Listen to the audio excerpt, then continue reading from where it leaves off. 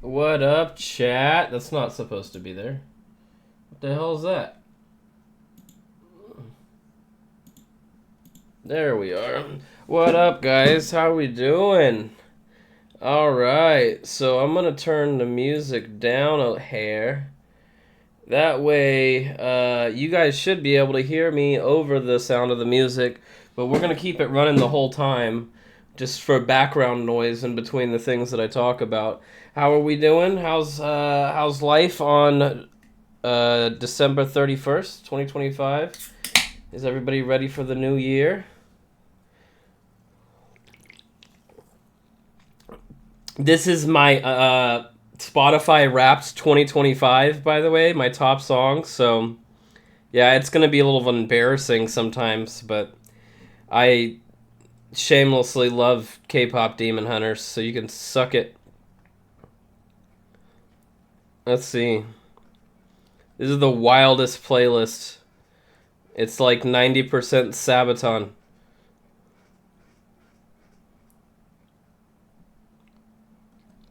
There is a lot of Sabaton on this. Everything else is it's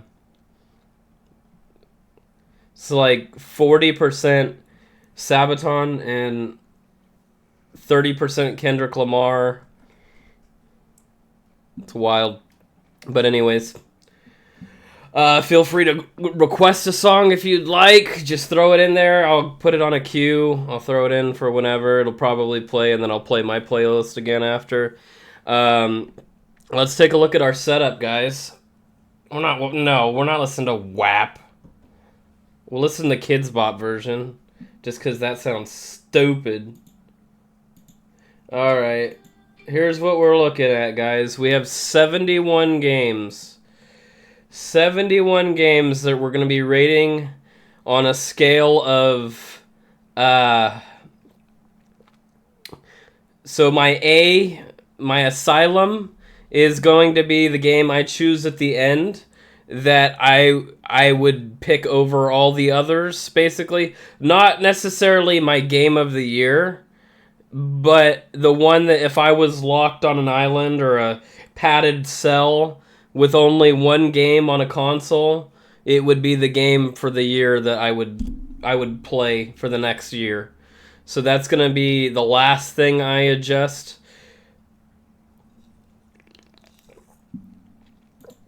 My S tier is going to be S tier for me is going to be essentially games that I would recommend to anybody that you play, like you should go and get this game. It is that good. There's no reason for you to not get it. If you do not go out and get this game for this year, you're wild, or like just in general. Because obviously not all these games are from 2025. A decent amount of them are, about a little, I think over a third. Excuse me. A little over a third are 2025 games. But the rest of them are not. Either way, my S tier is games that you should go play. Like, there's no doubt about it, 100%. If I loved you, I would buy the game for you just to make you play it, you know? Like, that kind of, like, passion towards this game. My A games are games that were solid games, nothing wrong with them. They fit within the category of games that I would like to play again. But that's another thing about S tier, is an S tier game is a game that I would play over and over and over, like, and you can do that, right? So if a game has no replayability or limited replayability, right, it's probably not going in S tier. It might make it into A tier if it was just that good on its own merits, but outside of that, it has to have replayability. Replayability is a big thing for me. I have my own formula for video games, and it is that if you pay $1, you should get an hour, right? So in the age of $59.99 video games, $60, it was the standard for a very long time. you should get 60 hours of playtime. Now, some games you paid $60 for, and a lot of people got hundreds to thousands of hours. That's great. That's wonderful. That's exactly that level. But you know, some games you paid $60 for, and you only got like 15 hours out of it, right? Remember back in the day when not everybody had Wi-Fi internet? Like, you would pay $60 for Call of Duty Modern Warfare 1, and the campaign was awesome. The OG Call of Duty Modern Warfare, but if you didn't... I can almost hear you. Turn the music up, I can almost hear you. So is the music too loud? The sarcasm doesn't help with that. I have it down very low, but I can't tell. It's not like I can hear the music, but it's on a different setting than for you guys. There we go. And maybe, you know what, just all the way down to here. It should be background noise. That's all I want. You guys can hear in between my words, or if I stop talking for a second. But anyways, yeah, like Modern Warfare, you'd pay $60 for it, and you'd get like 15 hours. And for some things, that's okay too, right? But you're not going to get an A game from me, or an S game at least, and you're not going to get an S game from me that has no replayability. An A game, it could, on its own merit of playing it through the one time. For A games, essentially, it's just a good, solid game. It's not like... I doubt I'm ever going to play it again, but it's not that I didn't enjoy it. I had a good time with it, but it is what it was, kind of thing, right? B game is going to be kind of like your basic game that comes out. I mean, people maybe freak out about it for maybe a week or two, and then it drops off significantly after that. Maybe there's huge issues, especially with live service games. Maybe there's huge issues with it. You know, bugs that occur that the devs don't seem to fix. Maybe the game just gets stale, especially with multiplayer games. It just gets stale really quickly. Game-breaking bugs, very decent, or like not really good story, but enough to keep you playing throughout the whole game. That's kind of what I'm looking at for a B. C tier. C tier, the best way, I think I'm gonna go down to dog water, right? My D tier, my dog water. That's the absolute worst in gaming. Like, and to be completely fair, not every single one of these games did I play to completion, right? Maybe I didn't finish the main campaign, or I didn't get all the way there, but there's reasons for that, and I will list my reasons for why I didn't finish a game if I did not finish it, right? A lot of it just has to do with timing and balance of work-life stream, editing, all of those things. It's very hard to balance that, to play games on my own. So my dog water games are going to be games that like I played for maybe an hour or two and I had significant issues with, or they just didn't have any flavor, no story, none of that. Fireball by Twisted Games. Is that okay? That's a song, because that sounds like I have never produced music, so I don't know if that's a real thing or not. I will look that up though.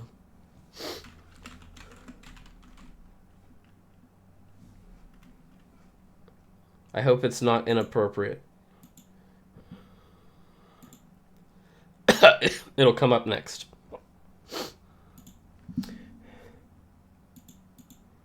And by inappropriate, I don't care if there's swear words or whatever. Obviously, we're listening to Kendrick Lamar, but it better not be like super stupid.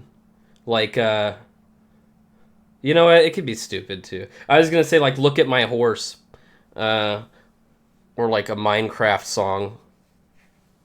Yeah, this is like one of those YouTube Minecraft songs.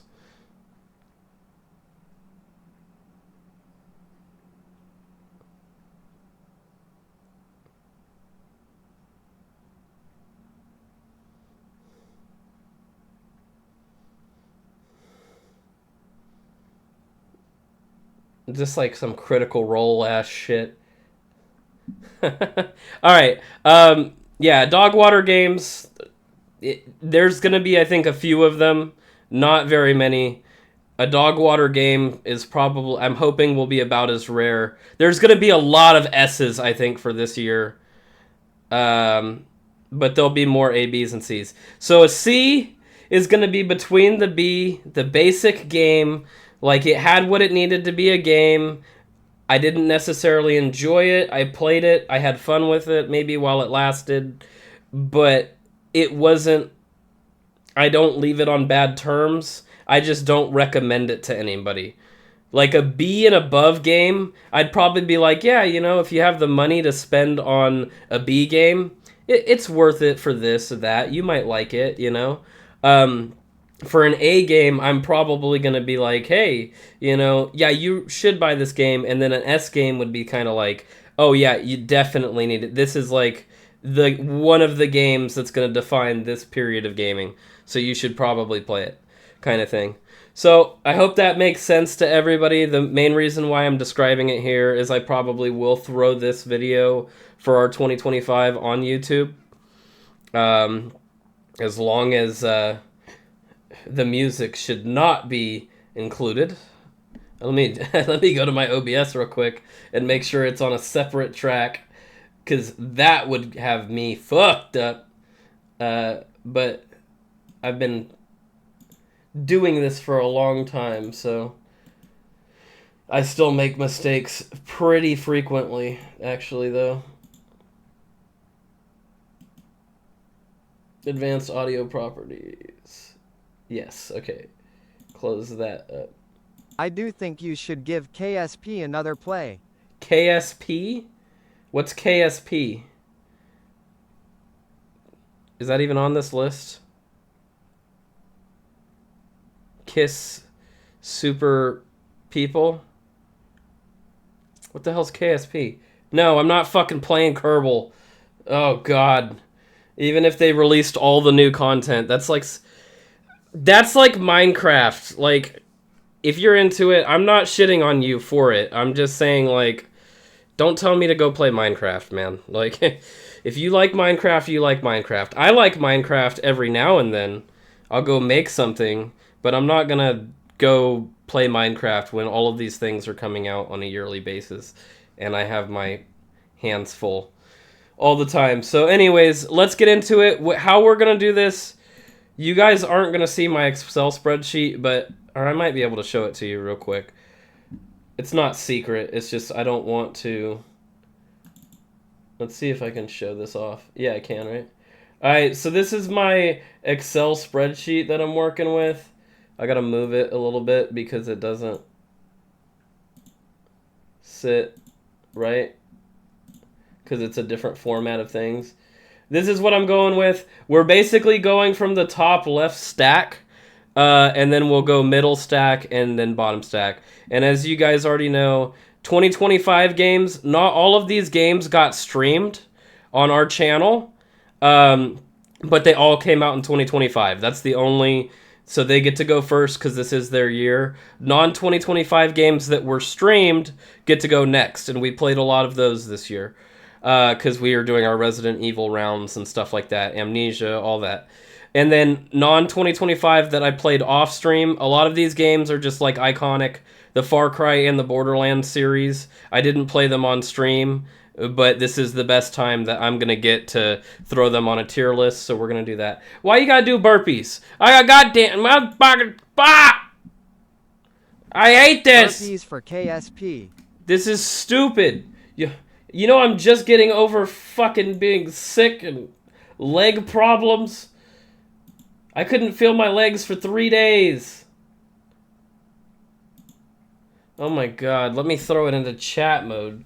You can see the damn burpees. I want to rate shit, you dicks. Tears and fucking... How do you even have that much sanity? You did burpees 3 days ago, 4 days ago. My fat ass. Alright. 1, 2, 3, 4, 5. You don't get your 10-day streaks. No, you don't. You put your clothes back on. Ain't no streaking in here. I'm not dealing with this shit. Alright, it's not that bad. Alright. Oh, this padded room is so blurry. That's why I don't use it. I love you, bitch. I ain't gonna never stop loving you, bitch. That doesn't fix what you do. Alright. So let's get back to the live screen. We need to switch back to our tier list and move it because now everything's out of whack. Alright. There we go. Everything there. Okay. So now that we're back in it, I showed you guys what it looks like. The first game on the list that we're going to rate, or tier, not necessarily, I guess it is rating. This isn't awards, though. It is Split Fiction right here. So, again, I only played probably like the opening 30 to 40% of Split Fiction. It is a co-op only game. So the only way for you to play it was with another person. Me and my co-op person played. We had the time of our life. We didn't get to finish it. Now, with that being said, this style of game, the same makers of It Takes Two and A Way Out and stuff like that, they're very good. I do think that they have limited replayability because you can play through it once with one character in the game and then play through it with the other character. After that, you're probably not going to play it again, at least not for a while. You might come back to it because they are very good games. The writing is genuinely very good. With Split Fiction, the percentage that I played was super fun. The platforming, the levels, everything about it was super good writing. Like I said, 2025 is going to have a lot of these. I think it is an S-tier game, even playing a little bit. Now, to be fair, it could go lower or it could go higher if I had... Well, it can't really go higher because that's my game, my solo, my only game, my Asylum game. It can't really go higher, I don't think, but who knows. But it could have been lower if I had played the whole thing. So I'll say that in all fairness. Peak. I loved Peak. Peak is a fun multi-person experience. There's mods to add more people. They have been very good about adding things to the game to keep it going and persistent. It is replayable over and over. There's a bit of lore to it if you go through it, and you can little notes and things, but mostly the game is just about getting to the top of the mountain with your friends, using some cute little items and stuff like that. It is a nice little party. I'd say, I don't want to say a party game because usually everybody's in the same room for stuff like that. But like, Been playing with It Takes Two with my son. Yeah, It Takes Two is a great game as well. I liked that one substantially. I think I like It Takes Two better than A Way Out, but A Way Out is also good. It's more A Way Out's more adult. But It Takes Two is a cute little game. Peak, getting back to Peak, it's very good. I will say some of the downfalls of it for me is you can't really play it alone.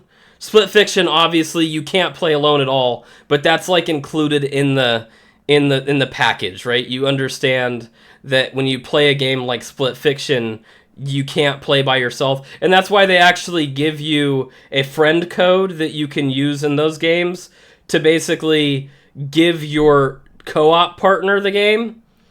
So that way they have it, even if they don't want to pay for it, until you stop playing with them, and then they can't play it anymore. They don't own the rights to the game. But anyways, I don't need to explain that. But Peak, on its own, you're probably not playing this solo. I mean, people do, and people probably enjoy it. I could not do it, right? So for Peak, for me, that's one of my big things, is like I can't really play it anymore because I would need to find a group of people. So for me, it's an A. It is a toss up, right? But I have to try and be. I'm trying to find my curve here, and I think peak being an A for me is a very good way to spot that right now. A lot of awkward divorce questions, but he is better at the game than my dad. Oh yeah, yeah. Yeah, well, not most divorcing, separating couples don't have a magical scenario that happens where some marriage therapist shows them why they loved each. Yeah, that's a. I'm sure we would live in a very nice society if that is how therapy worked. You know, you could just shrink down to the size of a mite and have to fight for your life with your divorcee or whatever. All right, Skin Freak. Believe it or not, Skin Freak, our cute little game from... I'm going to try and see if I can move this so you guys could see it. Our cute little 90s horror game. I believe this is the first 90s horror game that we played. I could be wrong. Is a 2025 game. And I enjoyed it. I heavily enjoyed it. I think it had better scares, jump scares, horror, ambiance than some of the higher A, better major developers scary games that we played. So I think in terms of that, there's very little replayability with this kind of game, and that's like to be expected. But in terms of the reaction that we got, the amount of content it provided, the amount that we enjoyed playing it, I had a really good time with Skin Freak. Therefore, you can't really play it again, but for me, that's a solid A game. Like, you don't necessarily need that replayability element, but it really it could make a B game an A game if you can play it over and over. There's a lot of pig ones. We played a lot of games with pigs. Skin Freak is the one that had the desk guy Steve, and you at the opening we drove around in a taxi and we got chopped up by no that's a Rewind or Die. Skin Freak was the one we played immediately before Rewind or Die, actually. It is more like, do you think they will still get divorced at the end of the game? Well, I mean, I think maybe the first 2 chapters lead you to believe that, up until the very end, you're like, yeah, they're getting divorced. And at the very end, they're like, oh, I get it, we love each other. And then they find out a thing, and they do the thing. And, like, I don't know if you guys have played, I don't want to spoil it. Or, if your kid's listening, I don't want him to hear the ending if you haven't gotten there. Alright, Fever Meme. Alright, this game was great for us in terms of content. Did I enjoy it? I did, actually. I did. As much as I like to complain about it, I think my biggest issue with it was the person that recommended it failed to notice or mention that the final boss had never been beaten at the time that we played it. So I spent another hour thinking, well, maybe I'm just a piece of shit because I can't beat this. And then I do research to find out. And I talked to the developer of this game on Twitch yesterday or the day before, Tuesday maybe. Oh, Tuesday was the day before. Monday. I might have talked. So for Fever Meme, I found out only 3 people so far have beaten that final boss, and that makes a big difference to me. Knowing that, it makes me feel a lot better, right? But some of the spiders scares were great. Some of the comedy elements were very good. The geopolitically incorrect spiders killed me. I was dying of laughter. So I will give Fever Meme will also be in our A category. There was no way for me to get a better image because this game has a great cover. Yeah, you can eat my ass is what you're hearing, actually, in real time. Prison Escape Simulator. Had a great time with it. It isn't very replayable, though. It's just a fun little game. Once you beat it, there's not much to do with it. I don't think it was that good content-wise. Like, I think I got a decent amount of views on my clips and videos from it. We only got 2 clips, though, I think. Yeah, 2 clips. So it just, like...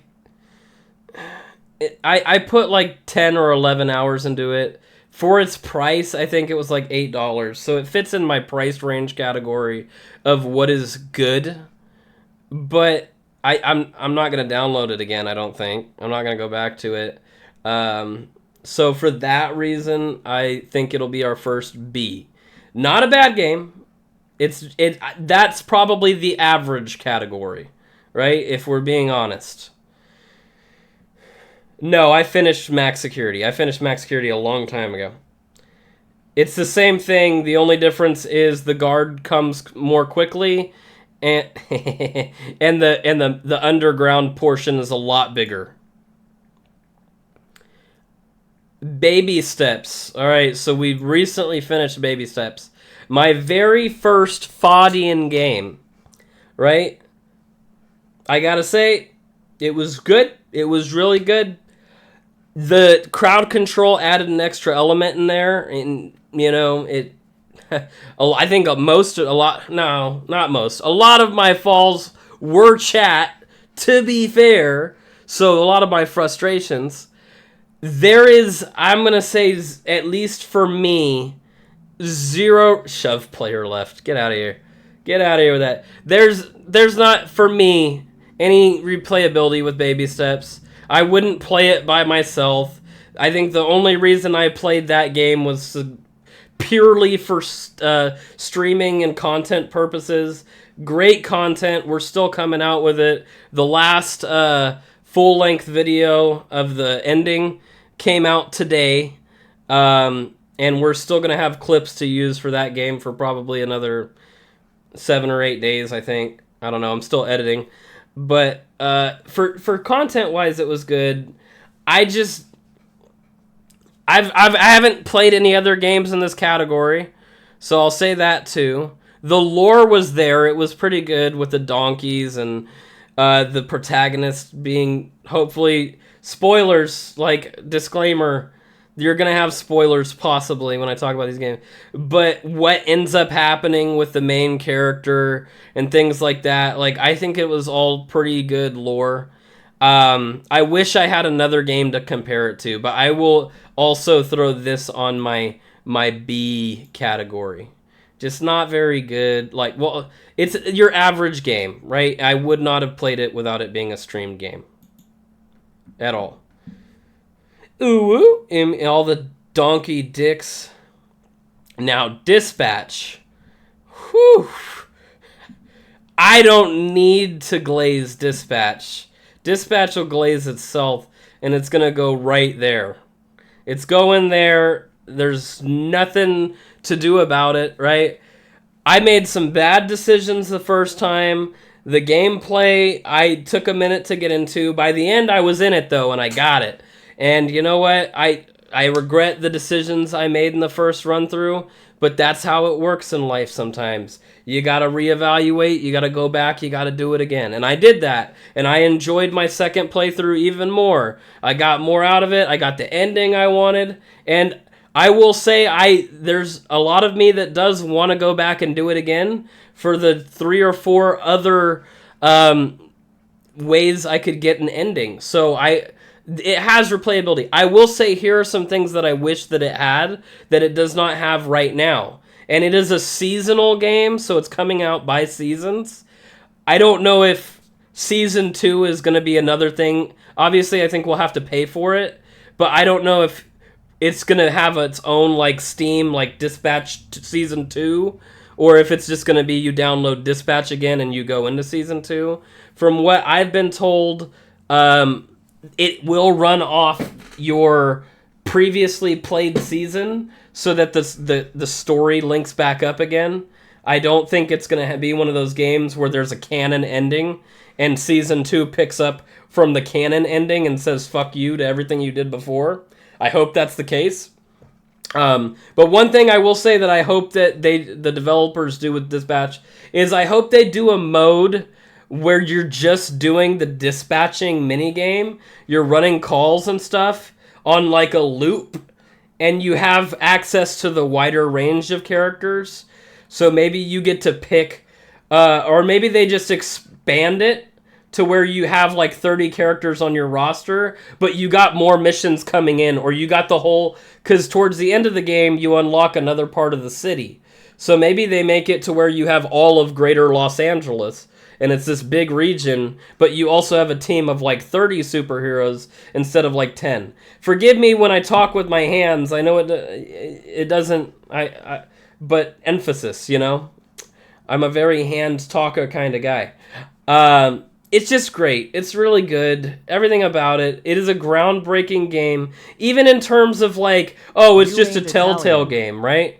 I don't want to hear that it's just a Telltale game. A Telltale game is you pick A, B, or C, and there's nothing about it, nothing in between. Yeah, some of your decisions are going to matter, just like in Dispatch, but there's no fun mini game. Half of the Telltale games, the writing is kind of shot or mid. Dispatch's writing is great. The only real argument I have seen against Dispatch is writing.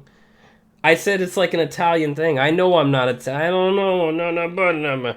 I know I'm not. I'm saying it's kind of more indicative of that than anything else. I'm pulling a racial. All right? The only one actual argument I've seen about Dispatch's writing is the fact that it is like the male version of Twilight, because you have this protagonist who's a dude, and he has these two hot chicks that instantly want to fall in love with him, and, you know, all this shit. And I can see that from a logical perspective. You know, it's kind of playing to the male fantasy a little bit. But it's like, I don't know, man. What do you want? Like, you only get so many episodes to get this romance or whatever going, and it's just... They wrote it the way that they did, and they wrote it well. Telltale games, you tend to be able to explore your environment more. Yeah, but that's a stupid thing, too. Like, okay, yeah, in Walking Dead Season 1, you can walk around and pick up the crowbar and then walk to the door and open the crowbar. But would you really rather do that or do the Dispatch minigame? Like, yeah, you can explore the environment, but I don't think Dispatch needed to provide and explore the environment. It circumvented that, I think. And I can see your point there. I don't think in Dispatch's case you need environment exploration. I am not saying it is better than Dispatch. No, I'm not saying that you said it's better than Dispatch. I'm just saying Dispatch doesn't need environment exploration. The Walking Dead games did, because there's nothing to do in, you know, A Wolf Among Us, Batman art. There's nothing to do in those games. You're just making decisions. Even when you're in those little areas, those regions, you might be making a decision. Do I go into door on the left or door on the right? But it's all the same decision-making process.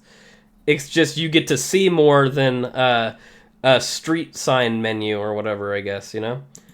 So that brings us... You got a tank, you want to fight about it. So what, you got a tank? I got a tank, you want to fight about it? We're doing Family Guy quotations now? Alright, next we got Claire Obscure. I'm not going to spend nearly as much time on this one. I think a lot of people are going to think I'm rage baiting. I'm not. I have not finished this game. It is a beautiful JRPG, Japanese style. Obviously, it's French. I get it. It is a beautifully written, beautifully soundtracked. Everything that I played about it in the first 40% or whatever is a great, wonderful game. Does it have replayability? I don't know personally because I didn't finish, so I can't say if it has replayability or not. With the bit that I played, I would say maybe once every 5 years or so going back to it, because that's how I feel about like Final Fantasy VII. If we're being real, I go back to Final Fantasy VII every now and then, or Final Fantasy VIII, or the OGs of the turn-based RPG genre. I go back to them all the time. Rage Baiter. Anyways, I think it's a great game. It's wonderful on its merits. I wish I had played more. I will play more. The main thing that's stopping me from playing more is the amount of collectibles and the fact that I got it on Xbox. If I had gotten it on PC, I think that Clair Obscur would have been finished and it would have been an S. Maybe. But another thing that irks me in every game, for some people it adds quality and it adds good stuff. For me, if you have collectibles in your game, you can go fuck yourself. If there's like a point of the matter to it, right? Like Legend of Zelda, you collect 4 heart pieces and you get an extra health bar, right? Go for it. I'll go out of my way to get your health bar or your heart pieces or your fucking golden acorns or like not even... What was it in Breath of the Wild? The shrines. You had to do the shrines, which in themselves were little mini missions, right? And then you go to the goddess statue and you cash in those orbs, those spirit orbs, for health and stamina and what have you. But Legend of Zelda Breath of the Wild, just for an example, also had the fucking Dooku seeds, right? Where you would sit and you would go in there, and I think if you collect all 5,842, you get nothing. I think legitimately it's just a dialogue or something. I don't know. I'm not going to look it up, but I know it was worthless. I've seen the videos. The Kurok, it doesn't matter what they're called. They're just stupid, and they added them for no reason. Now, thankfully, that's Nintendo, and Nintendo doesn't have achievements that I know of. But when you're playing games on the Xbox, yeah, no, you get inventory space for getting them, but there's like 480,000 of them, and if you collect all of them, you don't get anything else special. Like, if you're going to collect all 480,000, you should get the fucking legendary Master Sword of instant kill and the armor of taking no damage on any difficulty in any game mode ever. Like, or a really cool skin. I don't know, something. You get to drive a car around Hyrule like you get to do in Tears of the Kingdom or whatever. You know, something. But anyways, like I was saying, to go back, Nintendo games are fine for collectibles because there's no achievements. But when you play a game that has collectibles and there's an achievement associated to it, it is, as an achievement hunter, it is fucking... it is infuriating. And the thing about it is, right, half the time it's not even cool collectibles. You get nothing else for them other than the achievement, right? It's just a mind-blowing, stupid game mechanic, and I hate you if you do it. Alright, I'm not going to spend too much time on this one, I promise, because everybody who knows me knows where this one is going. A lot of things that are very biased about this. It's my favorite genre, my favorite style of game, and I could not... Honestly, everything about it, the lore, the story, the gameplay... I can't even think of any negatives. I won't think of any negatives. If you want to think of some KCD2 negatives, go for it. But I'm not going to do it. I don't care. I haven't finished it because of time, right? Just the way my life works. It sucks. KCD does have collectibles in a sense, but they're not in the same... It's not the same. It's absolutely not the same. It's like go find an armor helmet piece because you want that armor helmet piece. It's not like, hey, you gotta find all the magical fucking rocks to unlock an achievement. The first one had an achievement where you had to study 90 pieces of art in the game, but there was also like 160 pieces of art total throughout the world. So it wasn't like a freaking stupid... hard run to find, 150 of 150 little fucking magic rock. It's worth it. These 3 games, again, like I said, are games that I would say everybody needs to buy. They need to play and try, and I'll fucking pay for your refund if you don't like it. I don't know. All right, next one is our last night game. No, I'm Not Human. Now, here's what I'm going to say about No, I'm Not Human. It was fun. It was interesting. It was a reading game. Nothing wrong with a reading game. The artwork's kind of cool, the way they did it. The people were creepy. I will say, if I wasn't streaming that game last night, I think it would have went a little bit differently. I think I'd be willing to play this game again. No, I'm Not Human. I think it was great. It was good. The problem that I have with it is the very first playthrough, they literally steered me down a path to where I could only get like one ending. And yeah, that's kind of on me. But you run into this soothsayer, this prophet that tells you, hey, whatever you do, get this cat. So then somebody shows up, comes in with the cat. Turns out the person that comes with the cat's an alien and murders people. Now, I've since studied and learned that that's a random effect, that any of these people in this game, like if you were to go and play it yourself right now, just because I let in somebody that was cool last night, like our hippie stoner friend that was with us for most of the game, you could go through and play it and find that exact same guy, and he could be a outsider or whatever, on that playthrough. So that's a cool mechanic, especially for replayability. I will just say that, like, it is a replayable game that I don't think I'm going to replay, and I just think there's only so much to it. The fear factor, I mean, it's just a creepy game. It's not really, I think, meant to scare anybody, except the most afraid of us all, kind of thing. Arc Raiders! Here comes Arc Raiders. This is a game that I have over 100 hours in. I am currently on track to already be done, waiting for the second expedition to come about.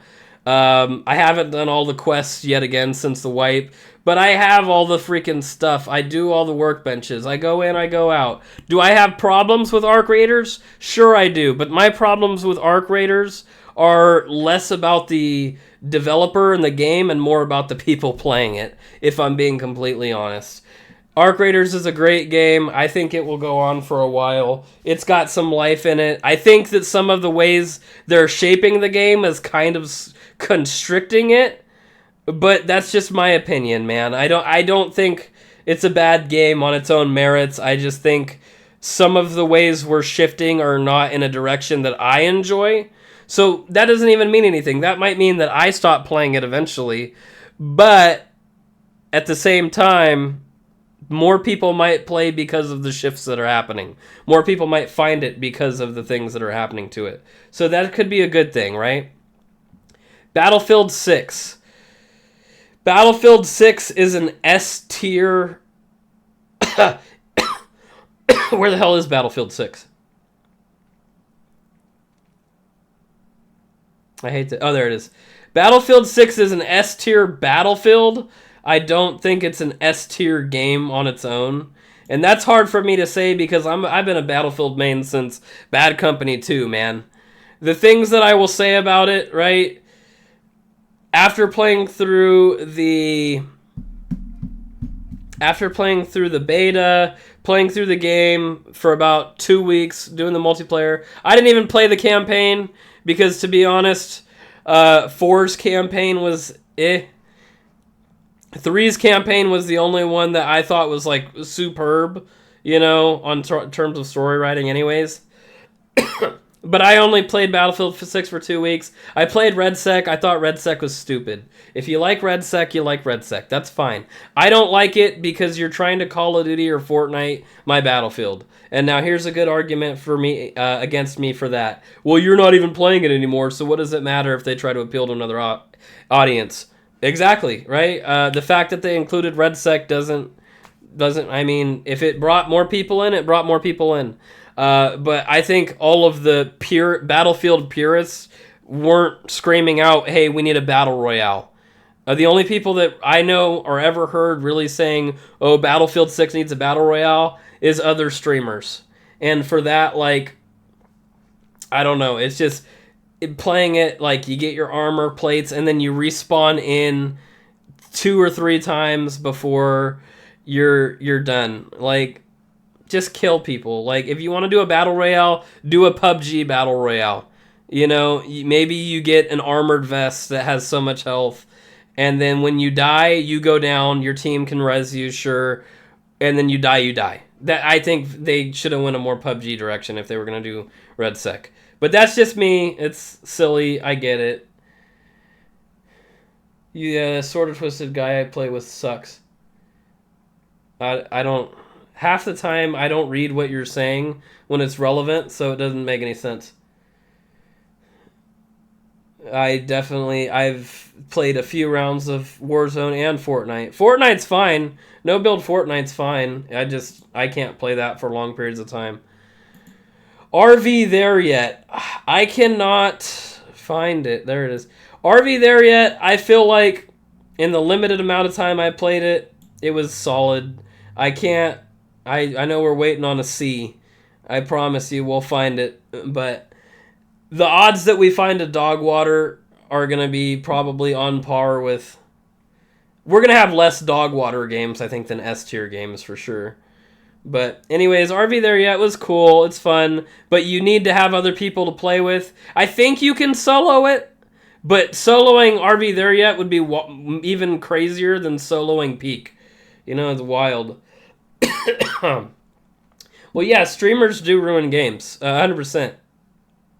I get it. The big ones that have influence and pull, if enough of them say a stupid-ass opinion, and I get it, I have dumb opinions, but the thing about having a dumb opinion is it's my opinion, and a gaming company doesn't have to operate on my opinion.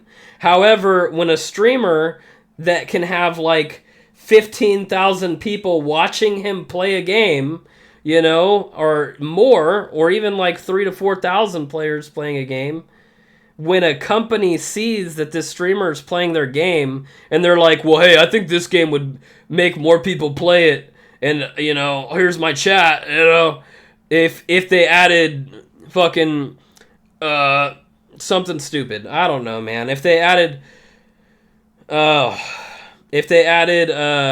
roller skating, I don't know. Like I'm talking game breaking, stupid, just things, right?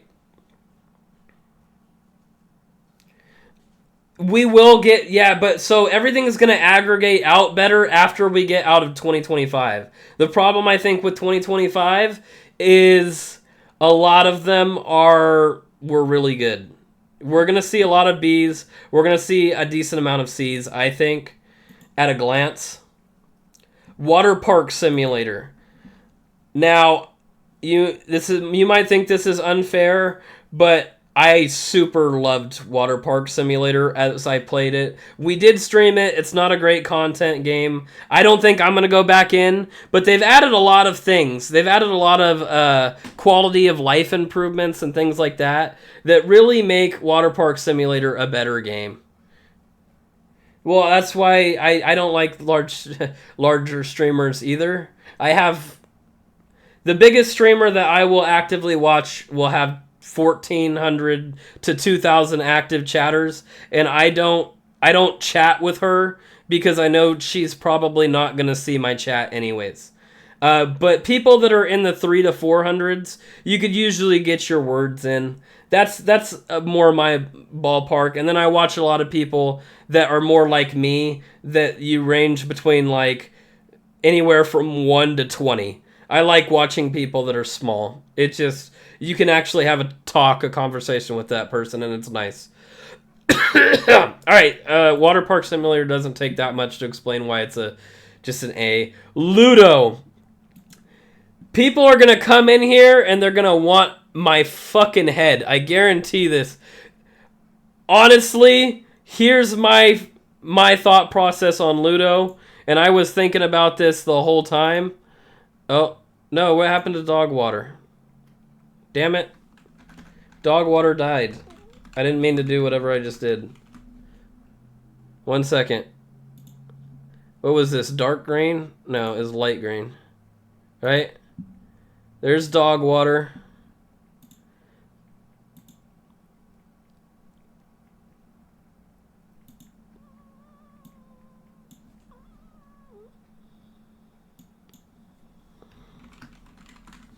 That's where that goes. Now, anybody that comes in here is gonna say some shit like, "Oh, it was so good, I loved it." That's great. This is my tier rating thing. You know, I respect your opinion. I did not care for this game. Now, I'll caveat, I'll tell you, I did not finish it. But why did I not finish it? Was it because it was hard? No, it was because it was dumb. It wasn't scary. Nothing about the atmosphere. And I've read the overall message is like a mental health. There's like some mental health aspect to it, like cool, and it's a head game, scary, whatever. But that it wasn't worth the money. I didn't refund it because somebody put their time and energy to make the game, but I can't. And that's going to be probably the hottest take. I hope that people come in here, fill my comments. That's fine. Fill my comments with hate mail and love for Ludo. I am glad that the dev of that game has you to back it up. I didn't like it. And my opinion is my opinion. Not care That's for it. The Godfather. It insists upon itself. I didn't care for the God. You could not put Godfather and Ludo in the same category, not because one is a movie and the other is a video game, but because I think they're not even like leagues in the same league. Like this. No, I don't even want to like talk it. I don't even know. I guess Ludo came out this year. I think I looked it up last night. I'm sure it came out this year if I looked it up. But next is Atomfall. Atomfall was a decent release.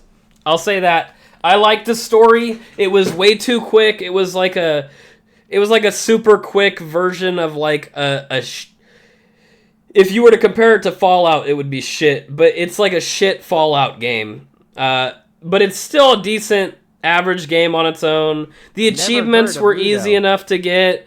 I liked the setting. I liked the monsters. I liked a lot of the mechanics. It's just too quick. The story itself, like, was cool. It just wasn't like, oh, I'm gonna go back and remember that story. I remember the endings, and most of the endings were you dying. You just end up dead. Now, granted, Fallout 3, you die in the end if you don't have the DLCs installed, but spoilers for a game that came out like 20 years ago.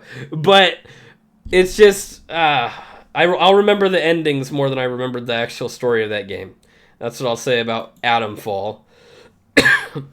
Borderlands 4, my second most controversial opinion of the night.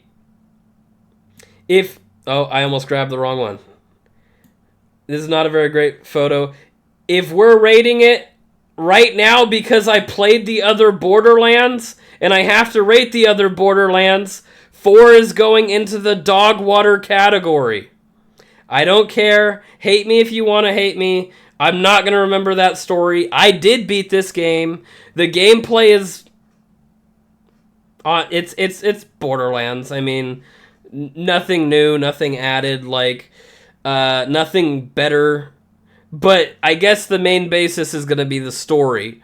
And 4 didn't do anything for me. The characters didn't do very much for me. I don't remember the characters' names. Whereas most of the other Borderlands, I can at least remember the one I played as, you know? I don't even think I can remember the Borderlands 4. I played as the lady that had the Grim Reapers. I don't think I'll play Borderlands 4 again. I don't think I'll even finish getting the achievements for it. Sorry, not sorry. Hope I get plenty of comments. I'm going to throw... These are probably going to be YouTube shorts because I want to see if I can rage bait people. Just kidding. That's my legit opinion. That's not just baiting. I did not care for it. I don't think I would have bought it if my friend did not insist upon it. All right, so now here's the thing. Oblivion is ancient, okay? It came out a long time ago, but they remastered it, and we did play the remaster on stream for a day, and I have been playing the remaster. They did great with the remaster. I'm sorry. I'm sorry to say. It has replayability. It has all the things. However, because it is a remaster, I know that's not fair to give it to it in its own merits. But I think I'm gonna put it. I think I want it to be an A. Like there is a shred of my brain that is saying it's an S because it is. But at the same time, it's like it's not new. So I feel like it's not fair. Well, I mean, it's not even that it's not new. It's just that it's. You know what? I'm going to put it in S because when we get down to Resident Evil 2 and Resident Evil 3, we played the remaster. So we're going to have that same debacle. So you know what? Oblivion can be an S. I swear once we get out of 2025, though, those games better watch out. All right, Suikoden. If you don't know what Suikoden is, this is also a remaster of a 90s JRPG. This was on par with, if not... better than some of the Final Fantasy games at the time. I have only they remastered 1 and 2 of Suikoden, and it is a dual package game. So if you buy it, if you like JRPGs, I recommend it. It's an S. I'm sorry. The mechanics of it is a JRPG. The way that you play with your characters, the mini games that they have this cool dice game. They have this really cool. This system, there is, in both of these games, it's a little bit different, but there's 140 something different companions you can have in this JRPG. And in order to collect them, it's almost like Pokemon. You have to find them in the world and do something for them. You have to be at a certain level with your main character. You have to do a certain quest line, and then you have to double back and get them. Now, so that's almost like a collectible aspect before collectibles existed in video games. But I'll tell you right now, it doesn't feel the same way because you get a brand new character every time you do it. So it's just such a good... If you're going to play a JRPG, play Suikoden 2. The only reason why I haven't finished Suikoden 2 is because of the achievements aspect and having to find all those people. I have a list of things I need to do, and I'm not really right now in the mood to follow games where I need to pay attention to a list. It's just, I don't feel like it, right? But it's got a cool aspect to that. So that did release this year. Drive Beyond Horizons might be our first C game. I think it is our first C game. I don't think I would buy it if I had known before playing it. It is a neat little car game where you start in your garage. You need to have gas. You need to have... You load up your car with your gas, some food, oil, and you have this shitty car. JRPG stink. Yeah, you can shut your whore mouth, but that's your opinion. There's nothing wrong with the JRPG. Anyways, you get your shitty car, you drive down the road a few miles, and every once in a while there's like another car on the side of the road, or a gas station, or whatever. And you park in one of these areas, and there might be another car that you can attach parts to steal that car. You might get a spray paint can or a rust brush that you could fix the car up. It's cool. It's a driving game. You'll have like an AK-47, and every now and then you'll run into a zombie. I don't even know if the zombies could kill you because they walked at zombie speed. And now you have I'm rage baiting. And you have infinite ammo in your AK and your RPG, and the whole thing is you're looking for aliens. So you end up driving to these towers and turning on these radio towers, and then after you drive about 50 kilometers in game, which takes about an hour or two depending on how long you end up working on your car and messing around, there's the spaceship shows up and you shoot at it with an RPG, and you either blow it up or it abducts you or whatever. Now, they could have added more to the game, but I did play the full release version, and I checked this, and it just wasn't that good. But I guess it beats Borderlands 4, so take that as you will. Kind of crazy, but... Alright, next one. This is another one in that category of team playing games where I didn't get to play enough of it, but I really enjoyed it when I did. This is... It's hard to find out where it went. Oh, Headliners. great little game, fun mechanics. I will say that'll probably even out the A, B's, and C's.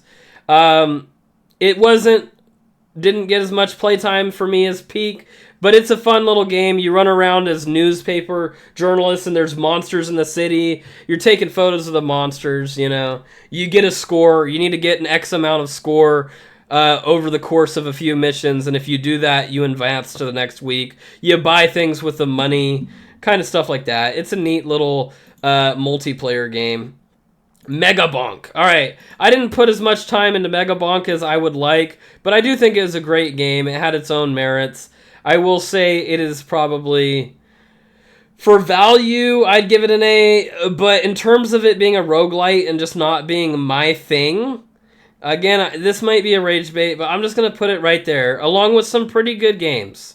Like, there's nothing wrong with them. I just didn't put as much time into it as I thought. Like, I could probably go back. You could replay it over. The whole point is to replay it. It's definitely addicting when you are replaying it, but eh. All right, next one was Repo. Again, it's the same thing as Headliners. It's the same thing as Peak. RV there yet. It's got its cool elements. You need a team to really play it. You can play solo. It's got replayability. It's got good content, but we didn't really stream it. And literally everybody that I played with sucked at it, so we never made it past like the. And when I mean everybody I played with sucked at it, I am telling you, I would be finishing entire rounds by myself because they would die in the first 2 minutes. I'm not trying to say I'm a great gamer, but the team could not. Schedule 1. Oh boy, I played this game hard. I wrote it hard. I came out wet. This game was great. I played it for a very long time. I put in so much, and they've added things to the game. I haven't gone back. I don't know that I will go back. In terms of replayability, it's there. I just don't know that I would do it. But Schedule 1 is a solid game. Sorry I couldn't get the whole cover art in there. It doesn't fit within the box that this website allows. So there's that, you know. Kaido is one of the people that I played some of these games with, yeah. It was not for him. Neither was Peak. Kaido and Peak got along like fire and gasoline. It shit was kind of funny. Oh, I shouldn't have called him out like that. Who's at the door? Who's at the door? Anybody? Who's at the door? Solid little. I would be like pressed to maybe even make that an A, but I'm gonna believe it at a B. Good game, good scares, very short, very cheap. It wasn't asking for a lot, and it gave more than it asked for, I think. Let's see, what do we have next? All right, that is the end of 2025, guys. Take a look at that. That is all the games we played in 2025. So 6, 13, 21, 22, 23, 24. That looks about right. Yeah, 24 games in 2025. Or, yeah, 24 games, 2025. Yeah. No, I'm never going to stream Farming Simulator. I will break my setup before I stream Farming Simulator. Probably. That does not... I would probably rather go out and work at one of these farms in my local area before I play that game. Now, that's kind of a fucked up thing to say because I do have Power Wash Simulator, but we'll get to that when we get to Power Wash Simulator, all right? All right, our first Resident Evil 0. Now, since most of the Resident Evils were played here, I'm also going to be rating this in terms of how I think of them as Resident Evils. So, let that be known. In terms of just as a game, if I was just ranking as a Resident Evil, I would give 0 a solid B. Now, since I'm rating it on par with a lot of these other games, I think I'm going to give it a C. The reason being mainly is because of the dual-person switch system, which is only present in Resident Evil 0 and some other, the Revelations 2 that we just played. where you have to go back and forth between two characters so you don't have the same inventory. You have Rebecca, who could only take 2 hits before she dies on normal difficulty. And then you have Billy that could do everything. If you could just play the game as Billy, that probably would be an A or an S tier. But again, as a Resident Evil game, it would be like a B tier. So if I ever do a Resident Evil tier list, which is possible, let it be known you might see that one in B. You might even see it in A. Maybe I'll change my mind by the time that happens. But just let it be known. That's what I'm thinking right now, is it's a solid C. Resident Evil 1. This is the remastered version, which is still tank controls, but it is not the OG. This one is a B. I would probably give it an A if I was doing the Resident Evil tier list. Now, the reason I give it a B is the tank controls in the old school style. Now, the problem with that, obviously, is that's just how the games were made. You can't fault it for that. When they get the remaster, they're going to get what they get. They're going to be a lot better. The storyline is great. The storyline for most of the Resident Evil series is great. Replayability is there. We literally raid into a guy that does nothing but play Resident Evil randomized over and over. So you can't say that the replayability is not there, but 1 is a solid B, and it would be an A if we were just doing Resident Evil. Resident Evil 2, the remastered version. Whew! That is where they get good. That is going to be, as of right now, with what we've played, because we didn't play 6, 7, we didn't play 6, 7, 8, 9, or whatever. That will be the only Resident Evil, I believe, that will be getting an S. Because the way they remade it, the story, it is my favorite story of all the Resident Evils. It is the pinnacle of what Resident Evil games mean to me. Now, the OG original was fine. It probably, if I played the OG, would have been right here, even on this list. If this was a Resident Evil list, obviously, it would be my Asylum game that I would be stuck with for that one. Next one is going to be Resident Evil Operation Raccoon City. This was our little foray into a spin-off game. I think too many people give Operation Raccoon City shit. It's solid. It's okay. It's got its own fun gameplay premise. The multiplayer was actually pretty good when the multiplayer existed. But my thing with Operation Raccoon City is the story. It's not canon. So Operation Raccoon City in itself is just like a throwaway game. So it'll be in C for here. On a Resident Evil tier list, it might be at a B. Right?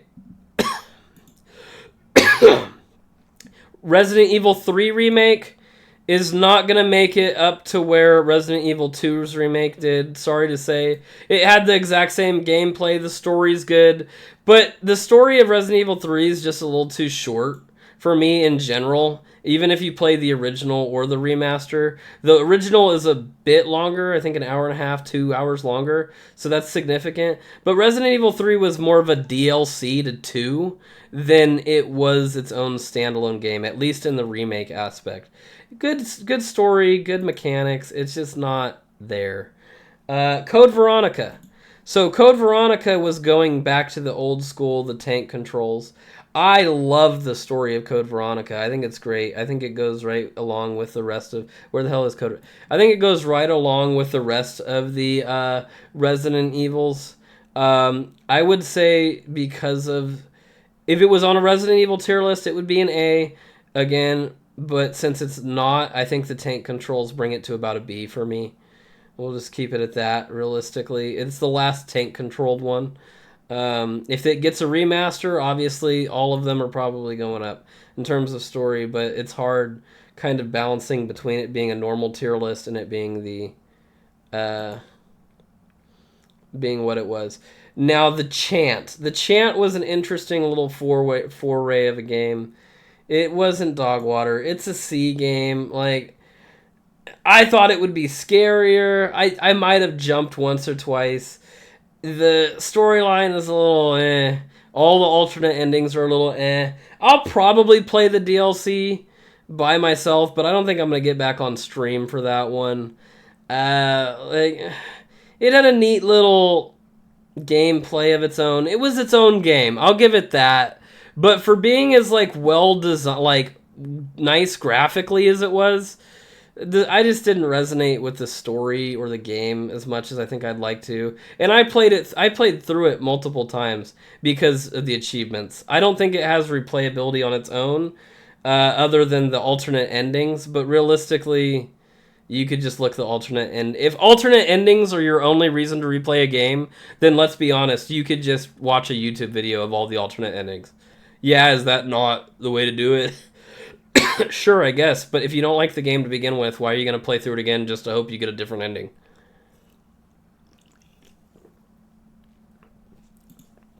Alright, after the chant, Resident Evil 4, the remake.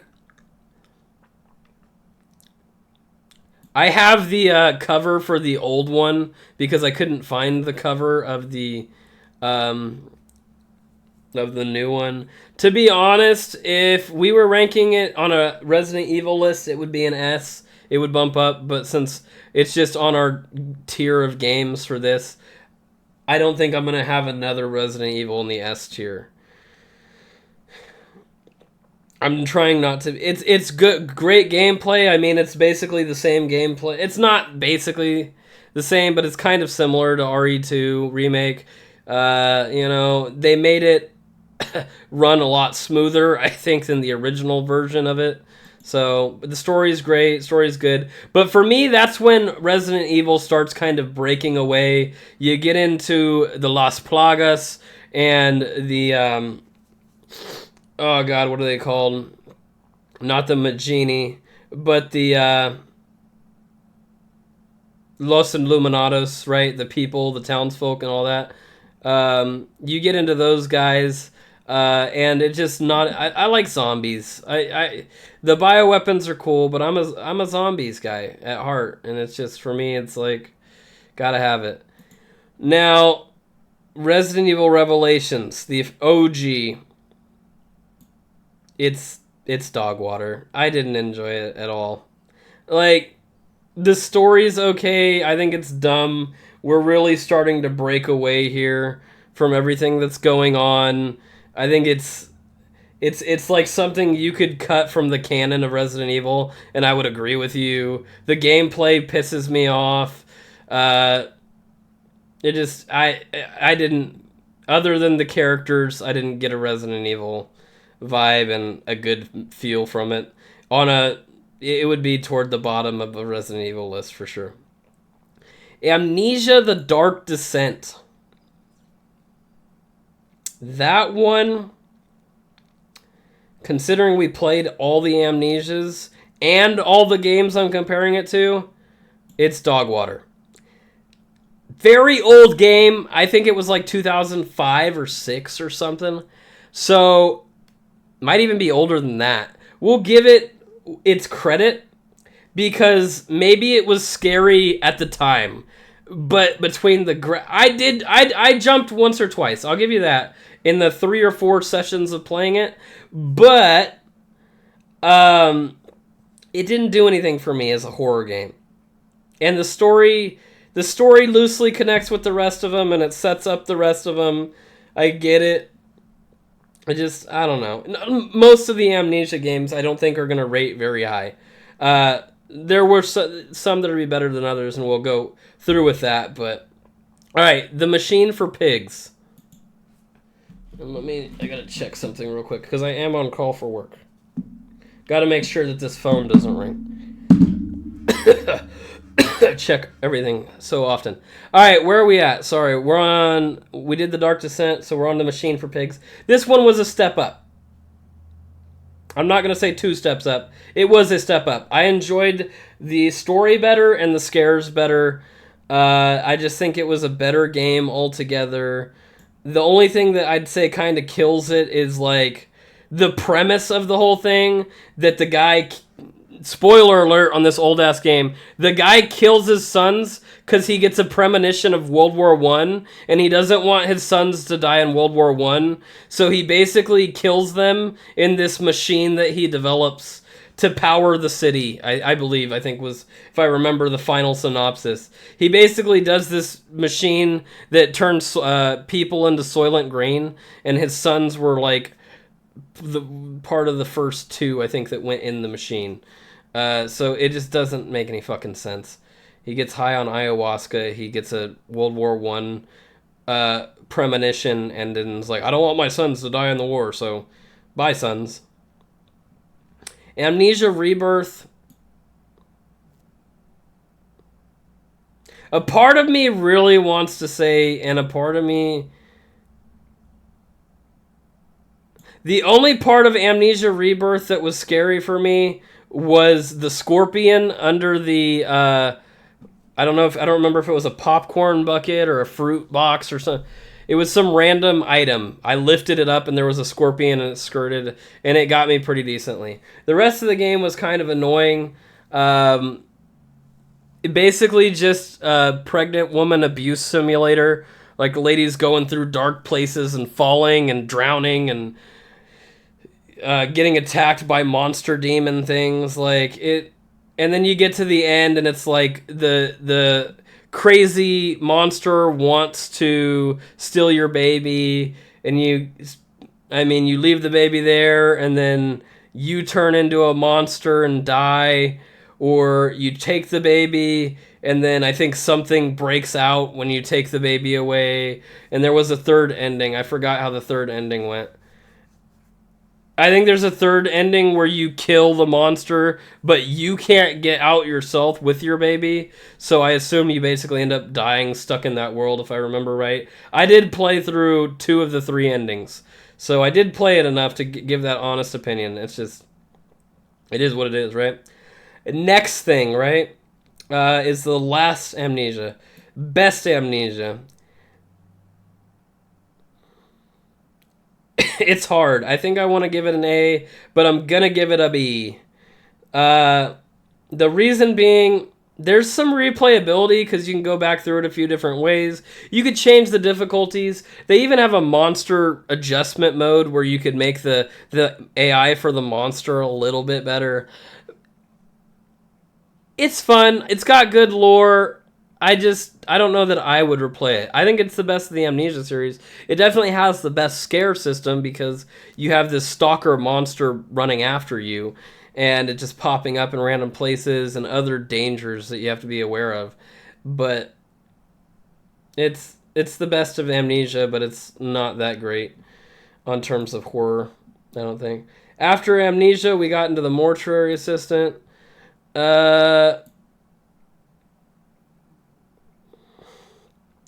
Now, chat's going to get pissed off at me because it's going to say, well, you paid too much attention to the job to give it an honest opinion of Mortuary Assistant. And for that, you know what? I'll validate you, chat. But let it be known that a part of me really wants this to go into C. And the only reason it's going into B is because, you know, every now and then I'll see a clip of Mortuary Assistant and I'll jump. Because the person that's playing it got the good scares, and I just got the bum-ass shit. Now, the only real replayability of Mortuary Assistant is all the endings. So, again, that's not, like, selling it for me. It was a solid game. I enjoyed the gameplay aspect and the mechanics. I like having a job in video games. It's kind of fun.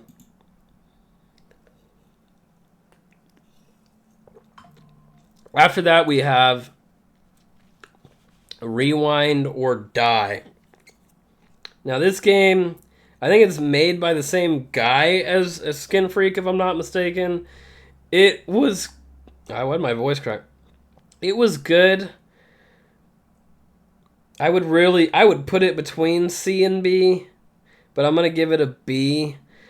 The reason why I think it's a C, mainly, is because of how short it was, and I think I just jumped. I wasn't as afraid during it as I was during the Skin Freak times. And the other thing is, it had this weird, like, running sequences in between chapters where you're just running from the monster or whatever.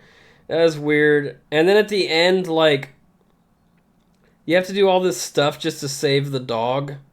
So that was kind of annoying too, but It's kind of a collectible thing. They had this really weird but kind of cool boss fight with a giant pig monster. That was alright.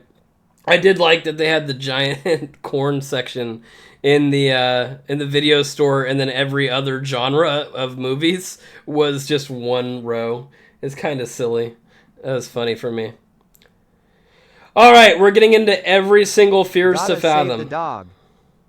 Gotta save the dog. Fears to Fathom 1 is gonna get a lot of... The fact of the matter is it's free. It's a cool game with a cool premise, and the story is the story. I mean, it's a 20-minute game. I can't really put it below anything, and I can't be mad at it for being 20 minutes when it's freaking free, man. Like, there you go. There's something for you to do on an off day when you're bored, or you only have an hour before you need to go somewhere. Oh, what do I do on my PC? Play Fears to Fathom Home Alone. It's free. Why not? I would recommend it. The thing that sucks is if you don't get to the ending the first time, you have to replay it. So that 20 minutes can turn into 40 or whatever. The second one I hated. I'm not going to call it dog water because it wasn't that bad. But the second one, the biggest problem with it is not the story. The mechanics of all of these games are basically the same. The problem is your checkpoint system. You get 30 minutes into the game and then you get a checkpoint. And at that checkpoint, you have to walk all of your stuff into the hotel room anytime you die. And there's a few times you might die in the time that you play it. But after that first checkpoint, there's about 30 more minutes to the game. So if you die 15 minutes into that 30 minutes, then you got to do another 15 and another. So you could end up playing like an hour and a half to 2 hours of this game solely based on that merit and the fact that the checkpoint is poorly placed, in my opinion. The next one is Carson House, Fears to Fathom, Episode 4. This one...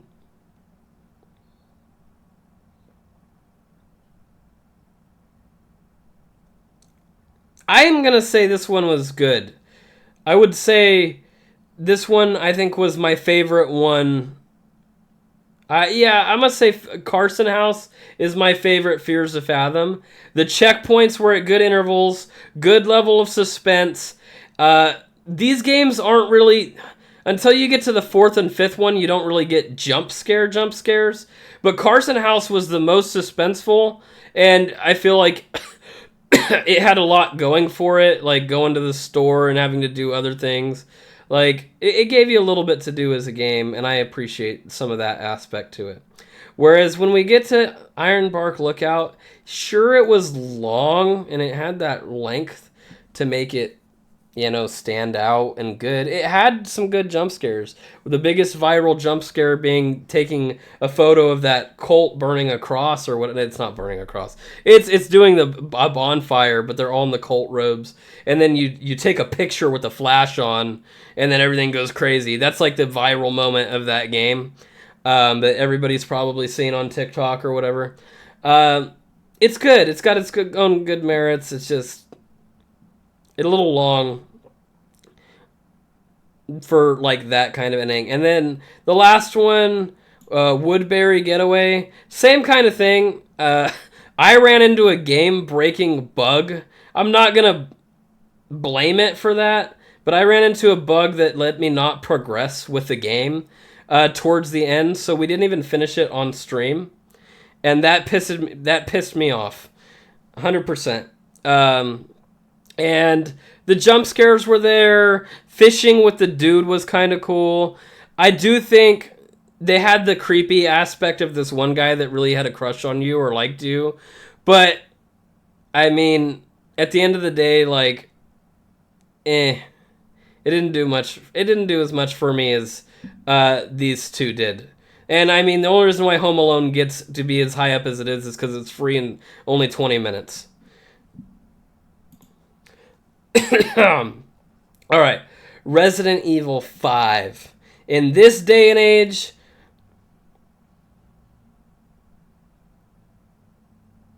it's a C for me.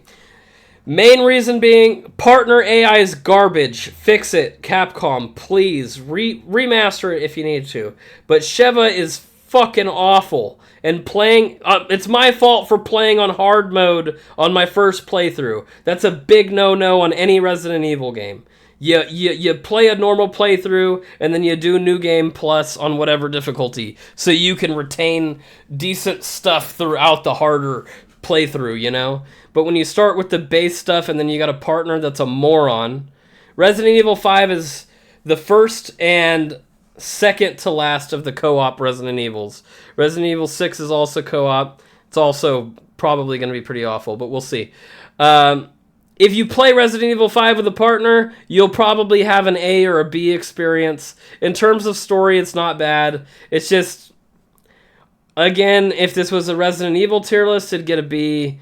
But because this is not a Resident Evil tier list, it gets the big middle finger that we're setting up right here. Just logically. And with that, I think we're pretty much over halfway. Yeah, we're definitely over half. We're at the end of the second column, so we're almost 2/3 through, guys. At an hour and a half in, I think we're going on pace to have a pretty normal stream. Might be awful, but look at her in that outfit. Sheva is a redeeming factor. Resident Evil Revelations 2. All right, everybody. I think we could guess how I felt about this last game that we played before. You know, actually, Resident Evil 2 might be a Ludo. If I'm being honest with myself, Resident Evil 2 might be a Ludo. But we're going to put it in dog water and leave it there. Both of the Revelations games, I don't like what they added to the lore of Resident Evil. The gameplay was not all there. It's just dumb. I hated switching between a somewhat useful character and a somewhat useless character. I hated some of the characters. The storyline itself is just silly. I don't use guns because I am angsty. I don't use guns because I'm angsty. Keep those characters out of video games with guns. How about that? Or if you're gonna put a character like that, then have them die in the first 30 minutes because of their refusal to safely use firearms. And that's your 2A message of the day. I'm a fucking veteran. If you expect me to be non-2A, you're crazy. I'm sure they're out there, but they're fucking wild. Love my guns. Alright, Visage. Alright, so here's the thing with Visage. I'm going to put it here, I think, and I'm going to leave it here. With the caveat to Visage, because I don't want to shit on it, because I think it was doing well. I think I definitely got good scares. I don't even think about guns. What 2A here, dog water? Get out of here. If I'm dog water, you're hot dog water.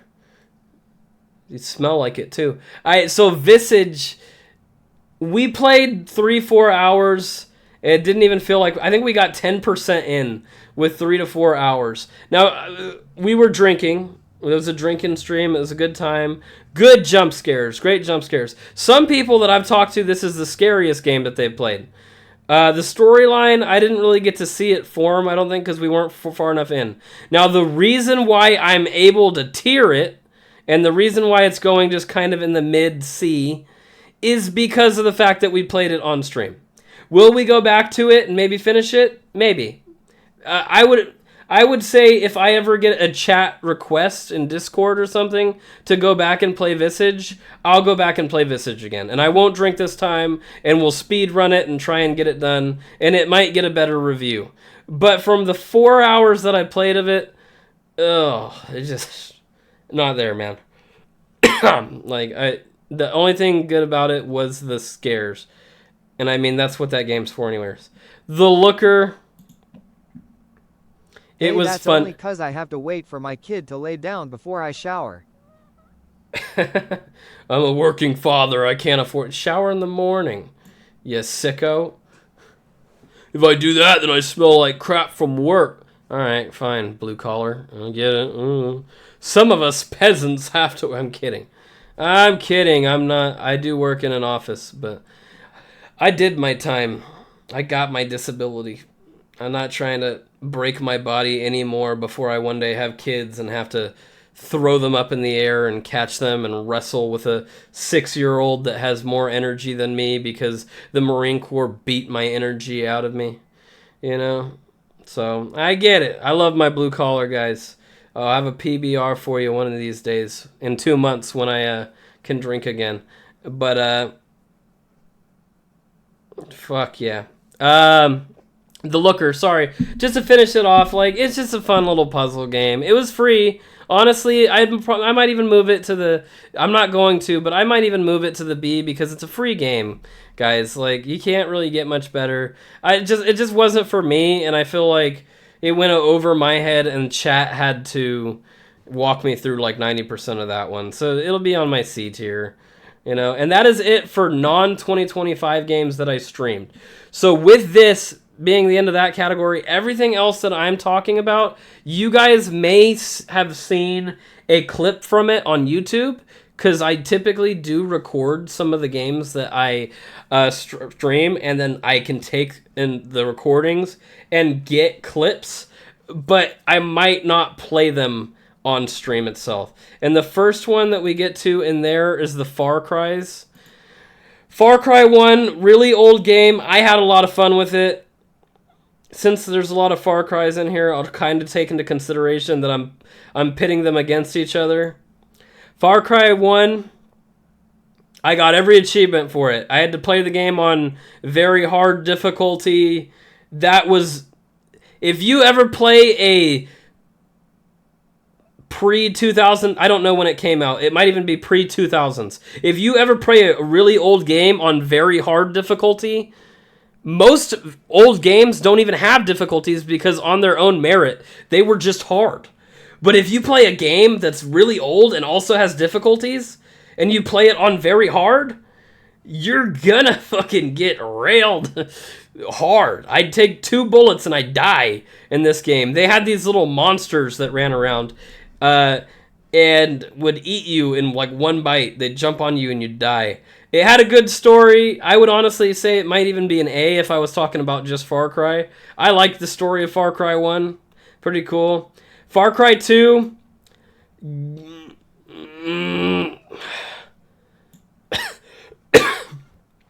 a Far Cry scale, it would go to C. If you're a Far Cry 2 guy, you're a Far Cry 2 guy. Here's the thing with Far Cry 2. It's very old. It maybe needs a remaster. I don't know.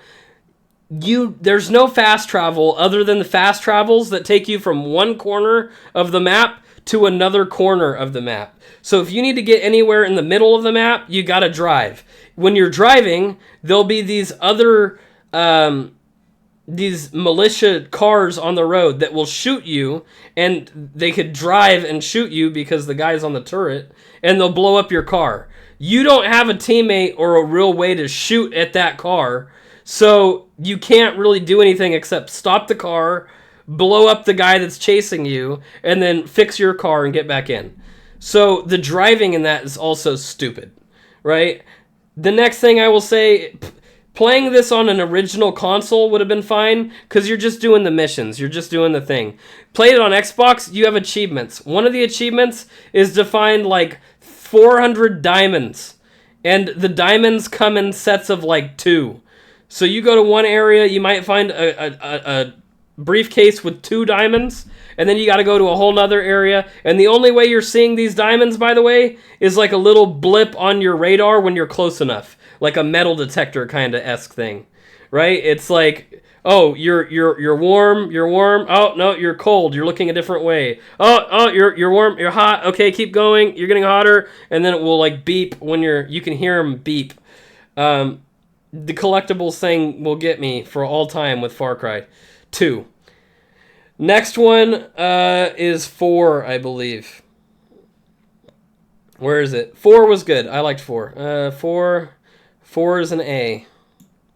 Far Cry 4 is an A. Is a good time. I liked it. The thing I will say with the Far Cries, that piss me off is that they are co-op games that are not very well designed for co-op. Because 4, 5, and I haven't played 6 yet, but I believe 4, 5, and 6 are all co-op games where your campaign progress saves, but your achievements are not linked to each other. So your achievements for the game, if you're playing with a buddy, the host of the lobby will be getting achievements that the other one doesn't. And for Far Cry 4 and 5, for example, there is no mission select or anything. So it's not like if you're the side character in the co-op lobby, you can't just go back and play that mission or do that thing and get the achievements that you weren't getting with the host. And that's a problem. That's a huge problem in any co-op game. Right? So it's good. I like the story. I will give Far Cry 5 my S of the Far Cry series. It is my favorite. That story is super cool. They wanted us to fucking they wanted to fucking do this thing. I like everything about it. Some of it's silly, like the freaking brainwashing with Elvis Presley and all this. Some of it I still laugh about to this day. I think it's just so good. It's so good.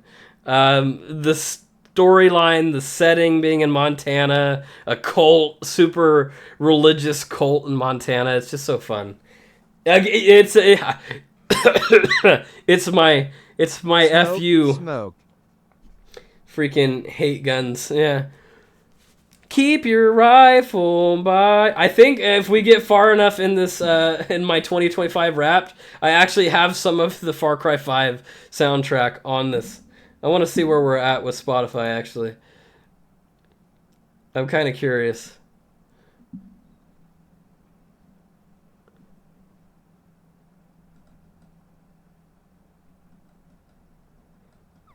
No, it's not going to come on for a while.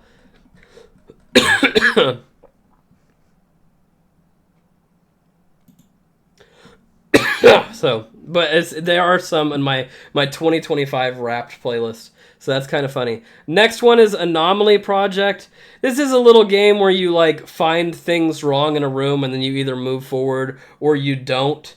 If you don't see anything different about the room, you go in the green pipe, or if you see something out of line, you go in the red pipe. It's a fun little game. I actually like these kinds of games a little bit. It's really going between a B or a C. I think I'll give it a B for the fun that I've had with it. We haven't really even finished it yet. It's another one of those games where like it's fun if you play with people, but if you don't play with people, you're not really going to get anything out of it. I don't think anybody would really play it by themselves. All right, so the rest of Borderlands we did play this year by ourselves. Did I put them in order? Yeah, so Borderlands 1 is always going to be an S for me. It is the all-time. It is a great story. It is the gameplay originally. It defined a genre. It created a pathway for this type of game to be co-op, right? I'm a Fallout guy. Borderlands is so close to Fallout. The only thing that Borderlands has that Fallout doesn't is a co-op.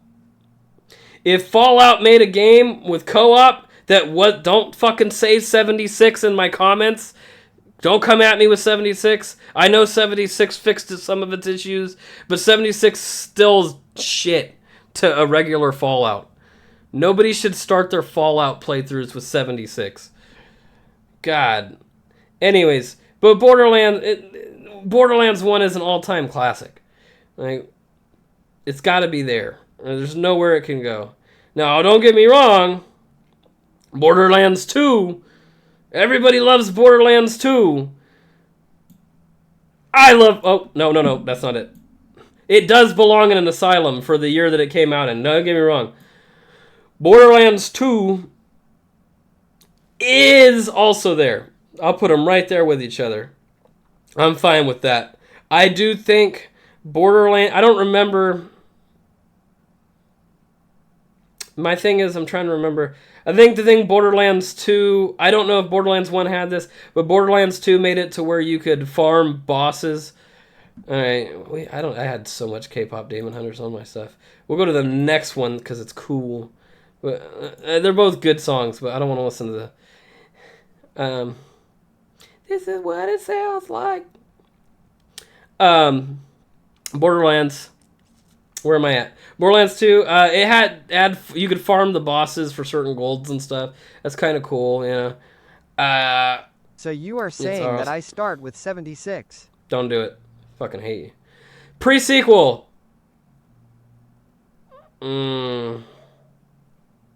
Pre-sequel deserves a spot above 4, but it is awful. I hate zero fucking gravity. I hate moon jumping everywhere. I hate the Oz kits. I hate that they had not zero. They had some voice actor diversity, but you could tell it was mostly 2K Australia, I believe, that worked on it. Everybody was Australian in that game out of nowhere. Like, it just doesn't, unless the moon of Pandora is legitimately Space Australia. I don't know why they just grabbed all Australian voice actors. It has nothing to do with Australia. I love Australia. I love it. I love it so much. It's fucking radical. Whatever. Fucking great. But I just don't get why they did that with pre-sequel. It's kind of comedic, to be honest. All right, and then where do we got last? 3?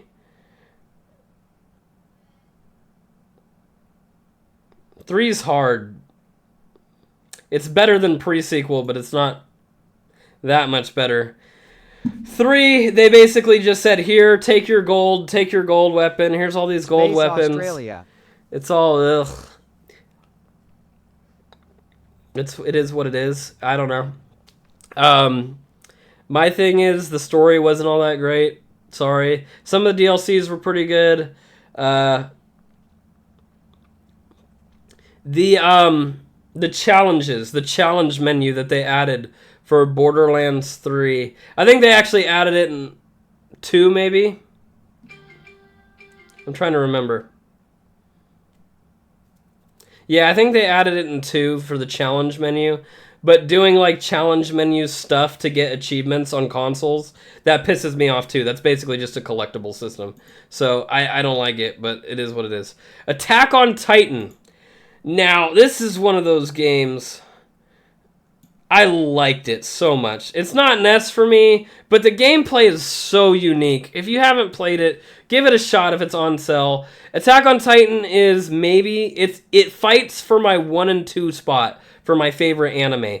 It fights with my other favorite anime. And it just, on a given day, it can go either way. I don't like thinking about Attack on Titan because it makes me sad.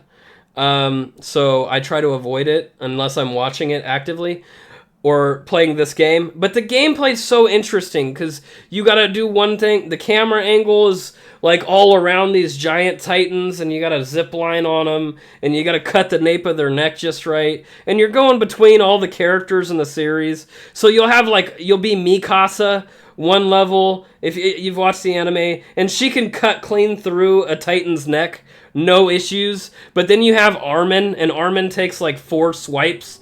But the good thing about Armin is Armin can he can control his teammates good. So as Armin, you could say, hey, all of us attack the neck at once, and you all get it on the same go or whatever.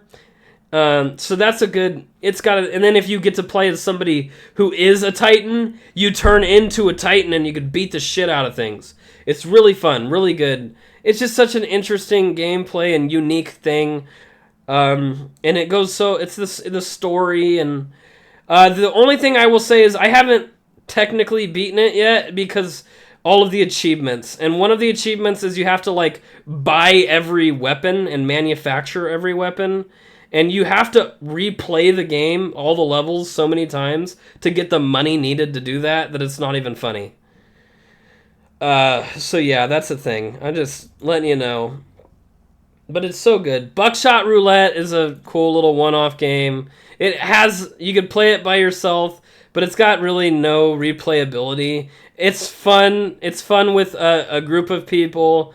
You basically, it's like Russian roulette, but you have X amount of rounds loaded into a shotgun. Some are blanks, some are live. You get little items you could use on the shotgun to tell what is what, and then you either shoot the other guy or you shoot yourself.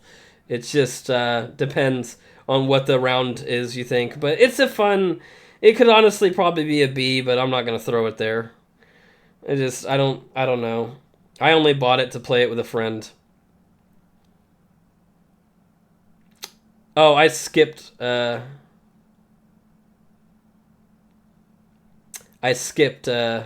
some things. That's okay. For the King 2, I love this game. If you haven't played it, it is a turn-based RPG. You can play it by yourself. You can play it with up to 3 friends. It's just a fun game to talk to. It's kind of, it feels like you're playing D&D without, having to break out the board and the dice and stuff. There's a dice roll-based movement system. There's classes and character building and a bunch of different campaigns that are like really fun. I just think it's a good game. Everybody should play it. I'm not going to scream at you to go and play it from the rooftops, but I think everybody should try. And For the King 1 is like the same thing, just the sequel, the prequel, obviously. Diablo 4, oof. I might piss some people off with this one. This one's a live service game. I have beaten it. I don't necessarily... We're going to go... I like playing with myself. Oh, no, it's not a Ludo. It's not a Ludo. That's literally, I'm going to call it dog water. And here's my reason. I play Diablo to play it with other people. And what I said about Far Cry, about, your achievements not syncing, they may have fixed this since I played Diablo and I beat it. And I beat it like 4 or 5 months ago. Me and my older brother just sprinted through the campaign. But here's the thing. For all of the quests and whatever, there's no quest syncing. So you have to do the quest and your teammate has to do the quest. There is no... If you're in the same dungeon for some of the quests, like you could be the one that pulls a gate handle that moves the step and that will sync. But for the most part, if it's a different kind of thing, that stuff doesn't sync. So like... If you're doing a side quest per se, and your buddy goes to talk to somebody to get the quest, if you don't go talk to that guy, you're not getting that quest. And that's a problem for me in a co-op game. That is a game-killing problem for me in a co-op game. I don't even think Diablo 2 or 3 had that problem because they weren't open world. So if you joined in somebody's lobby, you were just playing with them. But for me, that's basically game breaking for that style of game. And the seasonal aspect and that stuff they're adding, if you like that style of game, you like that style of game. That's fine. This is just me saying what I have to say about Diablo. The things that pissed me off wasn't the gameplay. It wasn't anything like that. It's okay. It's fine. It's just, you can't do a co-op game like that. And like, some people might have gotten away with it. And I could be wrong. They may have fixed it. But I'm telling you right now, we did everything in our power. We played a lot of quests. None of it ever synced up, and so we'd have to go back and forth, kind of retouching other things the other person touched. I did play Power Wash Simulator offline. I'm not going to give it a super high review, but it's just a basic game. The thing that I do like about it is it's kind of, you throw on a podcast and you just go about your day cleaning something or whatever. There's a lot of achievements to be had. Most of them aren't that painful, It's just a fun little game, and a lot of people I get a good OCD kick out of it. I can't play it forever, for all time. I'm not gonna replay it. I might play Power Wash Simulator 2 and the new maps or the new things to clean. And it is co-op, so you could have a buddy and you could talk philosophy or the Roman Empire or whatever you want. So that's like a plus. So I'll just give it a solid B and leave it at that.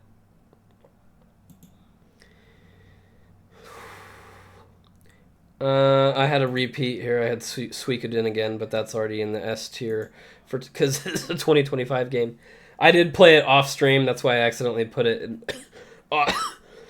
Off stream. Titan Quest. Now, this is a very old THQ Nordic game, and it is basically like a Diablo. I will give it a higher rating. Not very much higher. But guess what? It came out in like Power 2000. Wash sim, but not KSP or farming sim. Lol, I see how it is. Here, let me go back. I'll explain. Kerbal Space Program is not a sim. You build the rocket, you shoot it up, you're done. It goes 30,000 feet. Okay, cool. Build a rocket that goes 31,000. Whatever. That's dumb. Farming simulator. If I'm gonna do that much work, I'm just gonna go outside and do the work. But Power Wash Simulator, I'm not gonna sit here and go outside to power wash my damn house or other people's houses or a boat, you know. But if I'm building my own farm and farming simulator, I might as well fucking do all that shit myself and get something out of it. I don't know. It's so silly. It's like truck driving simulator. I'm not gonna do truck driving simulator unless I'm really bored. Or it's like super cool ice road trucker simulator where it's kind of difficult and sometimes you might slide off the road. Like, I'm just not doing it. It's not the same. I don't think you put them on a same level. Power Wash Simulator does something to stimulate my mind and my OCD. Farming Simulator does not. I have played them before. It's not like I've never played them. I'm just not going to play them again. Especially because if you play Farming Simulator, 2018? Why the hell am I going to play Farming Simulator 2025? Did a new John Deere come out that I have to play with, or what? Like, the fuck? I could see that logic applying to Power Wash Simulator 1 and 2. KSP, you can set up bases on different planets and space stations. That's why I recommend at least watch a modern stream of it. Nah. I don't think that... I'll play the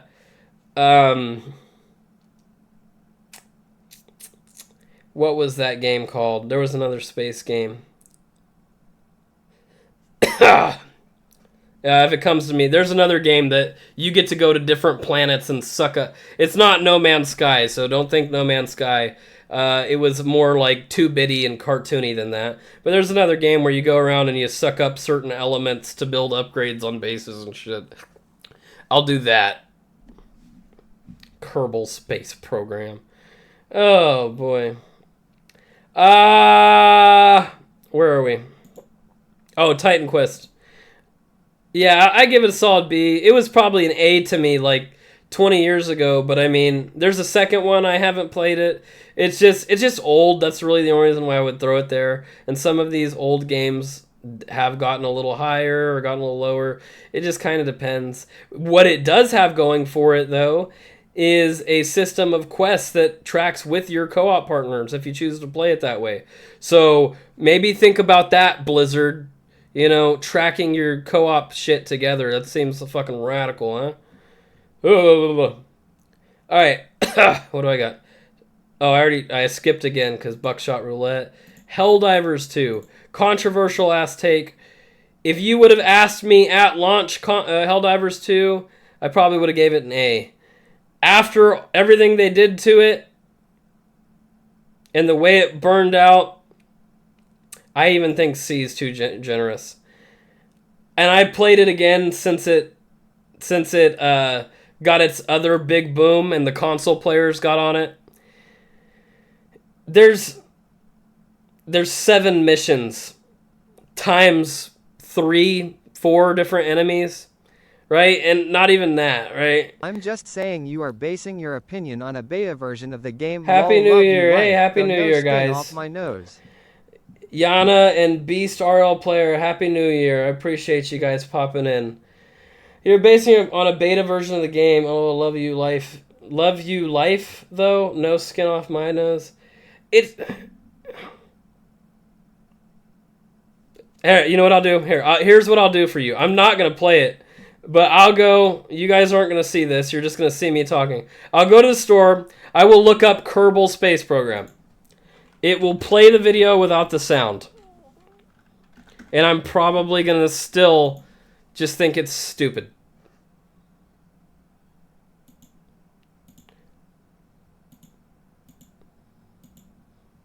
And you know what? A lot of it could be, I'm going to tell you what a lot of it is. It's just the style of game. This is like a Pikmin-esque thing. I feel like I would definitely want my child to play this, but again, it's not even a... If you like the game, you like the game. I could not play this. I'm not saying it's... I'm not going to say it's childish, but I'm saying it's childish. It just looks so silly. And maybe that's part of the allure, is that it's silly. Hey. Oh, we lost my tier sim. There we go. There it is. It's back. Why is it not... what the hell? Oh, are we not... Okay, there we go.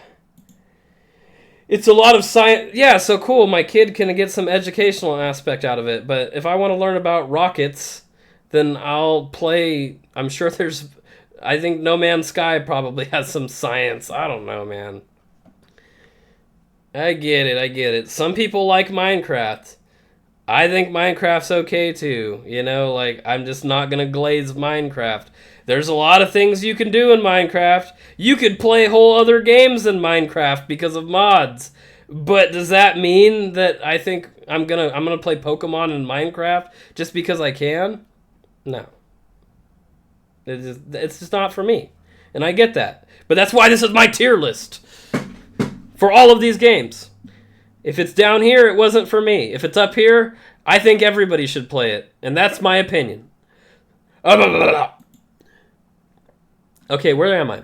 Helldivers 2. Okay, I gotta finish shitting on Helldivers 2. All of you. I don't care. You can love it. It's fun. It's good. It's got its times. It gets stale so fast.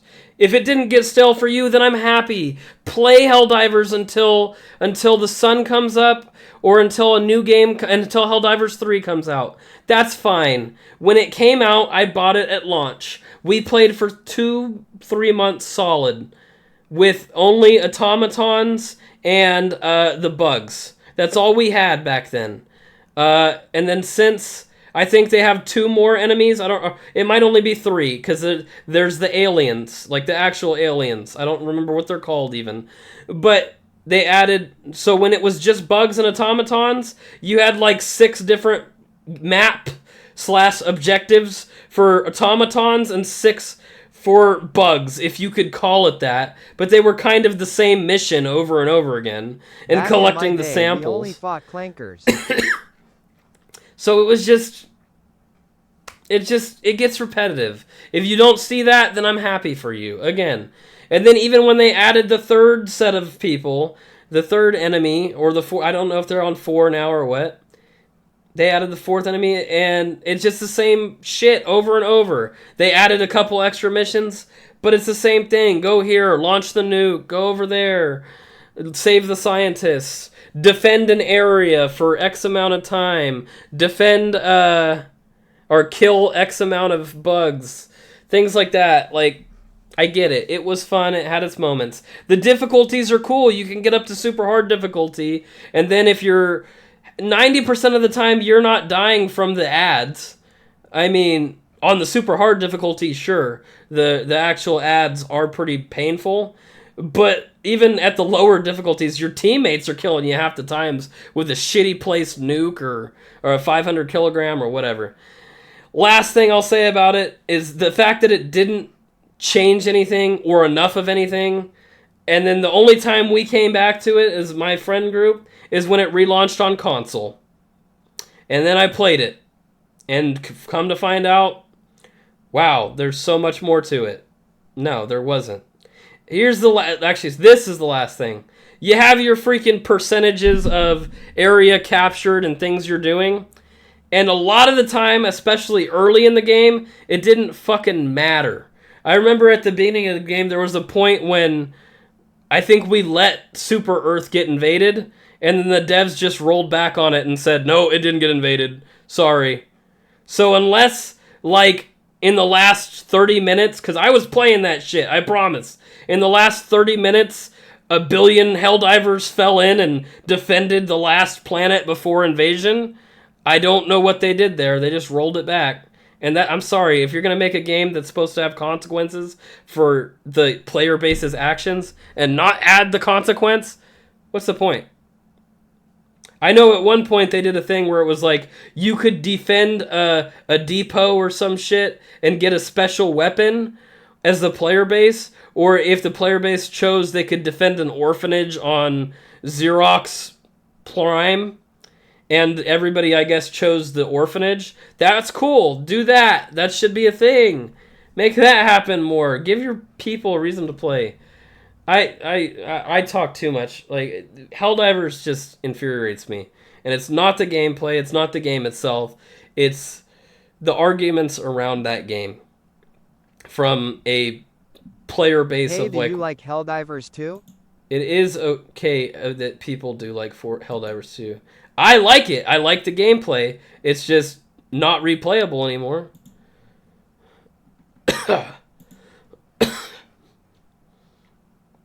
And no, what the hell? What the hell? That's not what I did. Oh yeah, my bad. Okay. I was gonna look up the player count of Helldivers. That's why that popped up. Where are we at? Lethal Company. Again, it's one of these repo RV that I just spit. It's one of those repo RV there yet games. It's fun. I didn't like Lethal Company as much as I liked Repo or RV there yet or anything like that. It's more the animation style and the amount of time. But Lethal Company had a lot of funny ads. I did watch a lot of funny clips and stuff.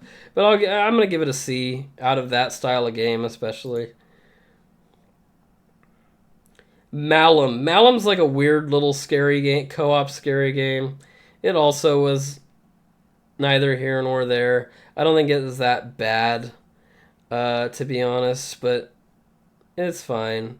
You basically run around and do little objectives while some sort of demon or ghost. There's different ones on different maps. They chase you. Excuse me. So that's basically what's going on there. What do we got next? Oh, we missed Borderlands, the pre-sequel. My bad. Pre-sequel is a Telltale game. It's fine. It was okay. I know Dispatch is up here, but I'm telling you, most of Telltale's stuff is not as... Dispatch is revolutionary in terms of a story, a fucking choose-your-own-adventure game. Telltale's may have started it, but Dispatch revolutionized that with actually decent writing. I'll glaze it. I don't give a damn. Pico Park we played with some friends. Cute little 2-bit game. I'll give it a B as well. Matter of fact, it's cheap. It's fun. Yeah, I'm going to give it a B.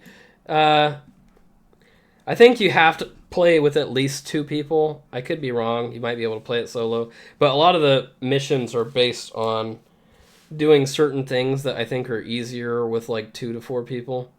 I don't know if the map adjusts to compensate for not having as many friends, but yeah.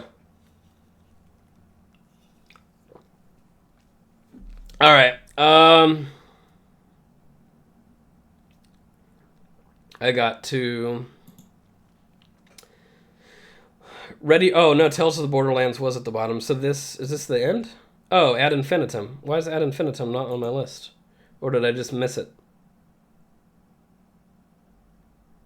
Oh, I guess I just didn't write it down. I couldn't play Pico Park at all, loudly crying. Is it because you were by yourself or what?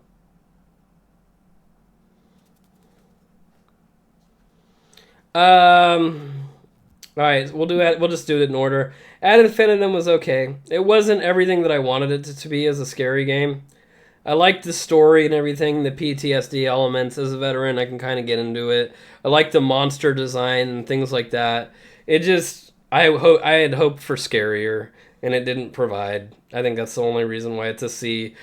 I kind of went through it and started playing it again for achievements, but again, the achievements are collectibles based, and we all know how I feel about collectibles.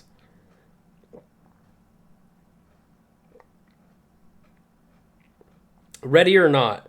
Ready or Not is a fine game. It is a fine game.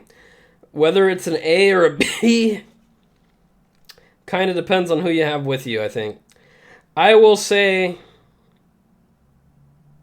I'll give Ready or Not an A to end with our final game of the 71 that we played this year. We played a lot of Ready or Not off stream with friends. It released on console. Got to play more of it. Yay, I only have a couple people I can play games with and none reliably. Yeah. Pretty much. Man. So, yeah, Ready or Not is just good. It's got its own... It's pretty... I think it's groundbreaking in the way that it works as a SWAT game. You know, you take like 2 shots, you die. There are, I think, difficulties, but the difficulties just affect really the amount of people on a map and certain, like, enemies and stuff. If I'm not mistaken, I haven't played in a while. I think there is some difficulty variation.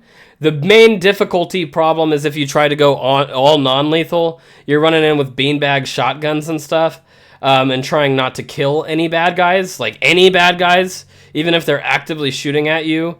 To get the S ranking, you need to fucking get all non-lethal. So that's kind of tough and a fun way to play, I guess. But it's also cool to just run through and murder a bunch of sex traffickers or whatever's going on, you know. Dispatches Twilight, I did talk about that. Dispatches Twilight, that's fine. Because guess what? I'm a dude. So it doesn't affect my opinion of it, you know? Let us live our fantasy of having women actually, you know, like us and display it openly from time to time, you know, and not have to fucking guess all the time what's going on, you know? That's not even a dig at women. It's just the way the world works. I get it. We should read the signs better. It's our fault, I know. But, you know, why not? Why can't a dude be just alluring to women and have them talk about sleeping with them in their dreams and stuff? You know, give them that, you know? If you can have romance novels, I mean, Twilight is a romance novel. If you could have your romance novels and Twilight and all that, give a guy a Dispatch. And I think the majority of women love Dispatch too. Because all the characters are cool and the writing was good. It's called fan service. Yeah, well, fan service, it's, I guess, you're assuming the overwhelming number of fans are dudes, and I'd say that's probably fair to say, but I don't think that they did it solely for that.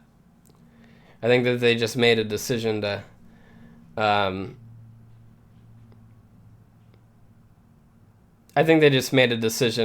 of go a certain way with the story and guide you along that path of, hey, Invisigirl kind of likes you, and Blonde Blazer kind of likes you. So that way you kind of know what path to take, you know? And you work at it. I guess I'm Team Jacob. Because that's what I went with technically both times. I haven't done a Blonde Blazer run-through, so... That's it, guys. That is 2025. That is our sort of twisted year in the life of. I hope you guys had a good time. We see 71 games. Took us about 2 hours and 14 minutes. A little bit shorter than my standard stream, but pretty much right on time. I assume next year... Oh, yeah, you're right. The Asylum game. My Asylum game is from the S tier, obviously. And honestly, a part of me wants to move Expedition to S. But Kingdom Come. Kingdom Come and Kingdom Come 1. But Kingdom Come 2, yeah. If I have to be trapped in a room for the next year with one game to play until I am released, it is Kingdom Come Deliverance 2. Everything about it, I love it. I can't make up a single bad thing, and I hope you guys decide to. Tell me. Between Kingdom Come 1 and Kingdom Come 2, I could tell you some things I don't like between those two games. But I cannot tell you in terms of something I don't like personally about Kingdom Come 2. I cannot do it. I can't even try. I could see it. If you point out a flaw, I might say, yeah, that's kind of a flaw. I could see why you think of that way. But I'm not gonna. I'm thinking in my head, I can't. Maybe I would say I don't like that the master strikes are only with swords now. But again, that's because in Kingdom Come 1, you could master strike with any weapon. You learned how to do it. The sword fighting is a lot less difficult in 2 than it was in 1. Most people gave up on Kingdom Come 1 because they couldn't do the sword fighting. So in Kingdom Come 2, they made a noticeable change to the sword fighting to make it to where other people could get around it. Things like that. But again, those are just comparative between the games. If you have a beef with Kingdom Come 2, go ahead, put it in my comments. If you're watching this down the road or when it comes out, put it in my comments. I'll respond to you. We'll have a discussion. I respect your opinion, but these are my opinions here. If you think they stink, let me know. If you like them or you want to know why I didn't elaborate enough on one, go for it. I will comment. I will gladly talk for more and hours and hours. Some of these games deserve all the love in the world. Some of these games are Ludo. I get it. Like, you can't always have... Do we have internet? Well, I don't need internet for Kingdom Come 2. That's another thing, right? That's a factor. I don't get Wi-Fi in the asylum. If I don't get Wi-Fi in the asylum, right? So I don't need it. I can just... If it's downloaded to the Xbox... Technically, I guess you need it. But we're going to say that whatever game you choose to play, you have full access to. Right? Even you get a headset if you pick Arc Raiders or whatever. I'll give you that. But you have to play that and only that for a year. You know? So if you want to comment what your Asylum game is, it's not your game of the year, right? That could be different. Like a lot of people say that Expedition 33 is their game of the year, including the Game Awards, right? But you could think it was the best game of the year, but not want to be locked in a room with it for a whole year and it be your only thing to do. You know what I'm saying? So keep in mind, this is not game of the year. The Asylum game is not the game of the year. It is your take on what you would be stuck with until next year. We'll say that. Not the rest of your life, but for a whole year until 2026 is over or whatever. Okay? So that's that. That's that final stretch. Of this list, you say Borderlands 2 is that.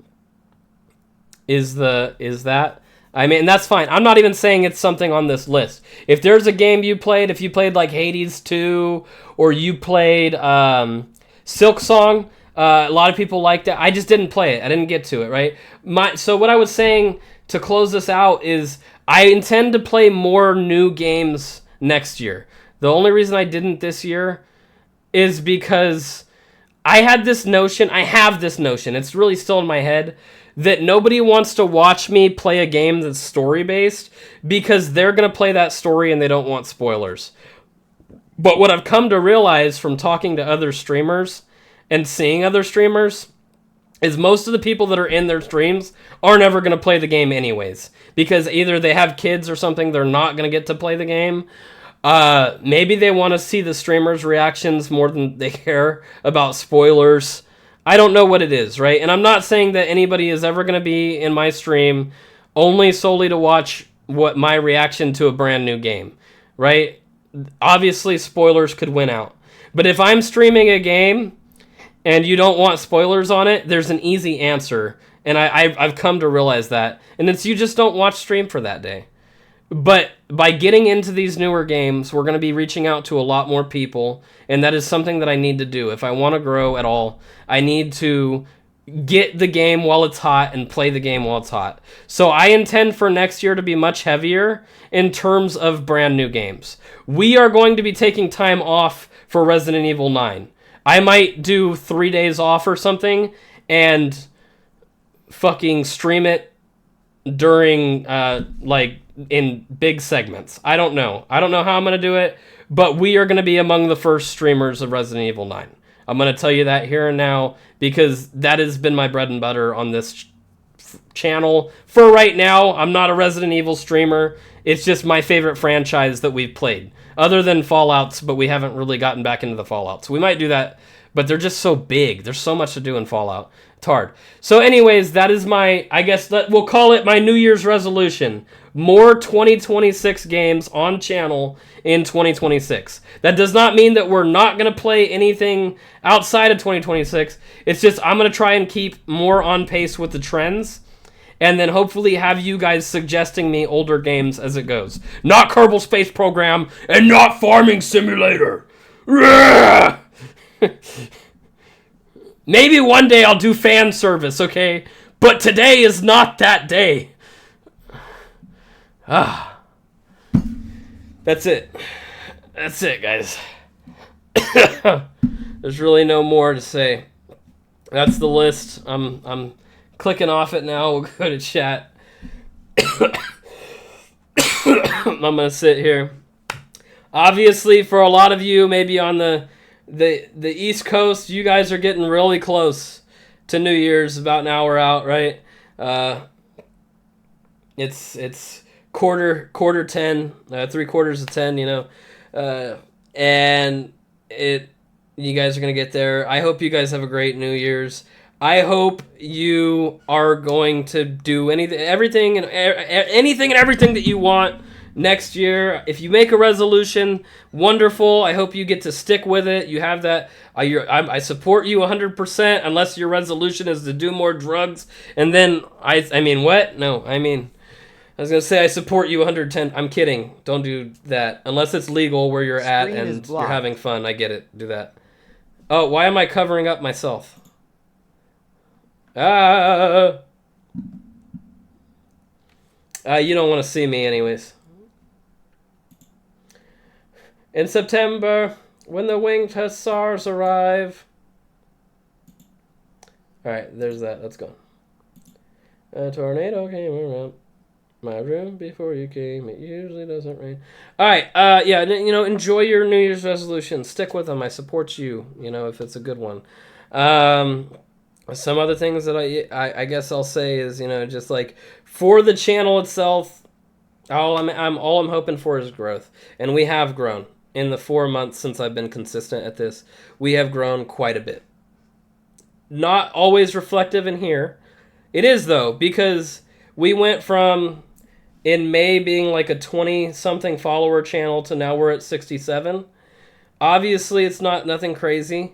I mean, we're not getting close to partner or anything, but we're affiliated now. We weren't affiliated in May or June. So now we're affiliated. I'm actually getting a little bit of income. It's not going to pay my bills, but it does help me when I'm buying new things or wanting to do fun things for stream, like buying Halloween costumes or better lighting and all the RAM sticks that I just spent money on. Eventually get a new PC. Some of the things that I'm trying to do going forward is being better. I need to find a graphic designer. So if you're on YouTube and you happen to see this or whatever, and you do graphic design, send me your work. If you're a bot, I'm going to be really pissed off. Don't send me AI-generated bullshit. If you use AI, that's fine. I'm just saying don't try and send me all AI stuff. I can do AI stuff. I have AI stuff. Some of these emotes are AI. Where are my emotes? My emotes. I have like... I'm subscribed to like 70,000 people. Where are my emotes? Why aren't they at the top? This is my channel! Oh, there they are. Okay, they are kind of at the top. This, and this.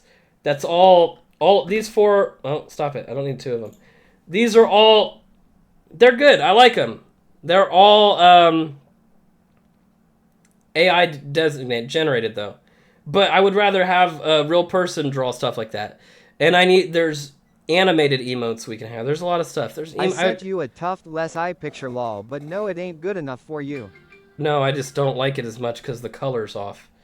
I think that it's a redder. My hair's not that red. Also, I want that screen to get redesigned, but it's going to get redesigned by a professional. All of our look and everything as I cycle through, I might want a better done welcome video. This is a You're gonna see the welcome video event. for a second. A better designed BRB.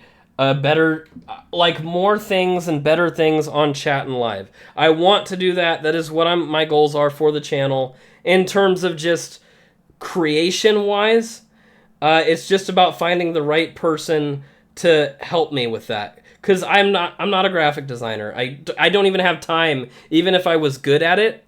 My video editing skills have gotten better in the last 3 years, and I didn't go to school for it. I just teach myself. Right? So all of these things I want to be better. I want you guys to have more emotes. I want you guys to have rewards for your channel points. I want to give people a reason to come back and be here and be a part of the community. That's the goal. That is 100% the goal. It's not even about the money aspect. The money is great. I like money. Everybody likes money, especially for a hobby. Money for a hobby is awesome, right? But I want more people to have a reason to come back, right? I have a ton of people that will pop into chat now and then. Someone will stick in here. Don, you're in here like 24/7. You're gonna get a VIP badge. I'll give you a VIP badge today.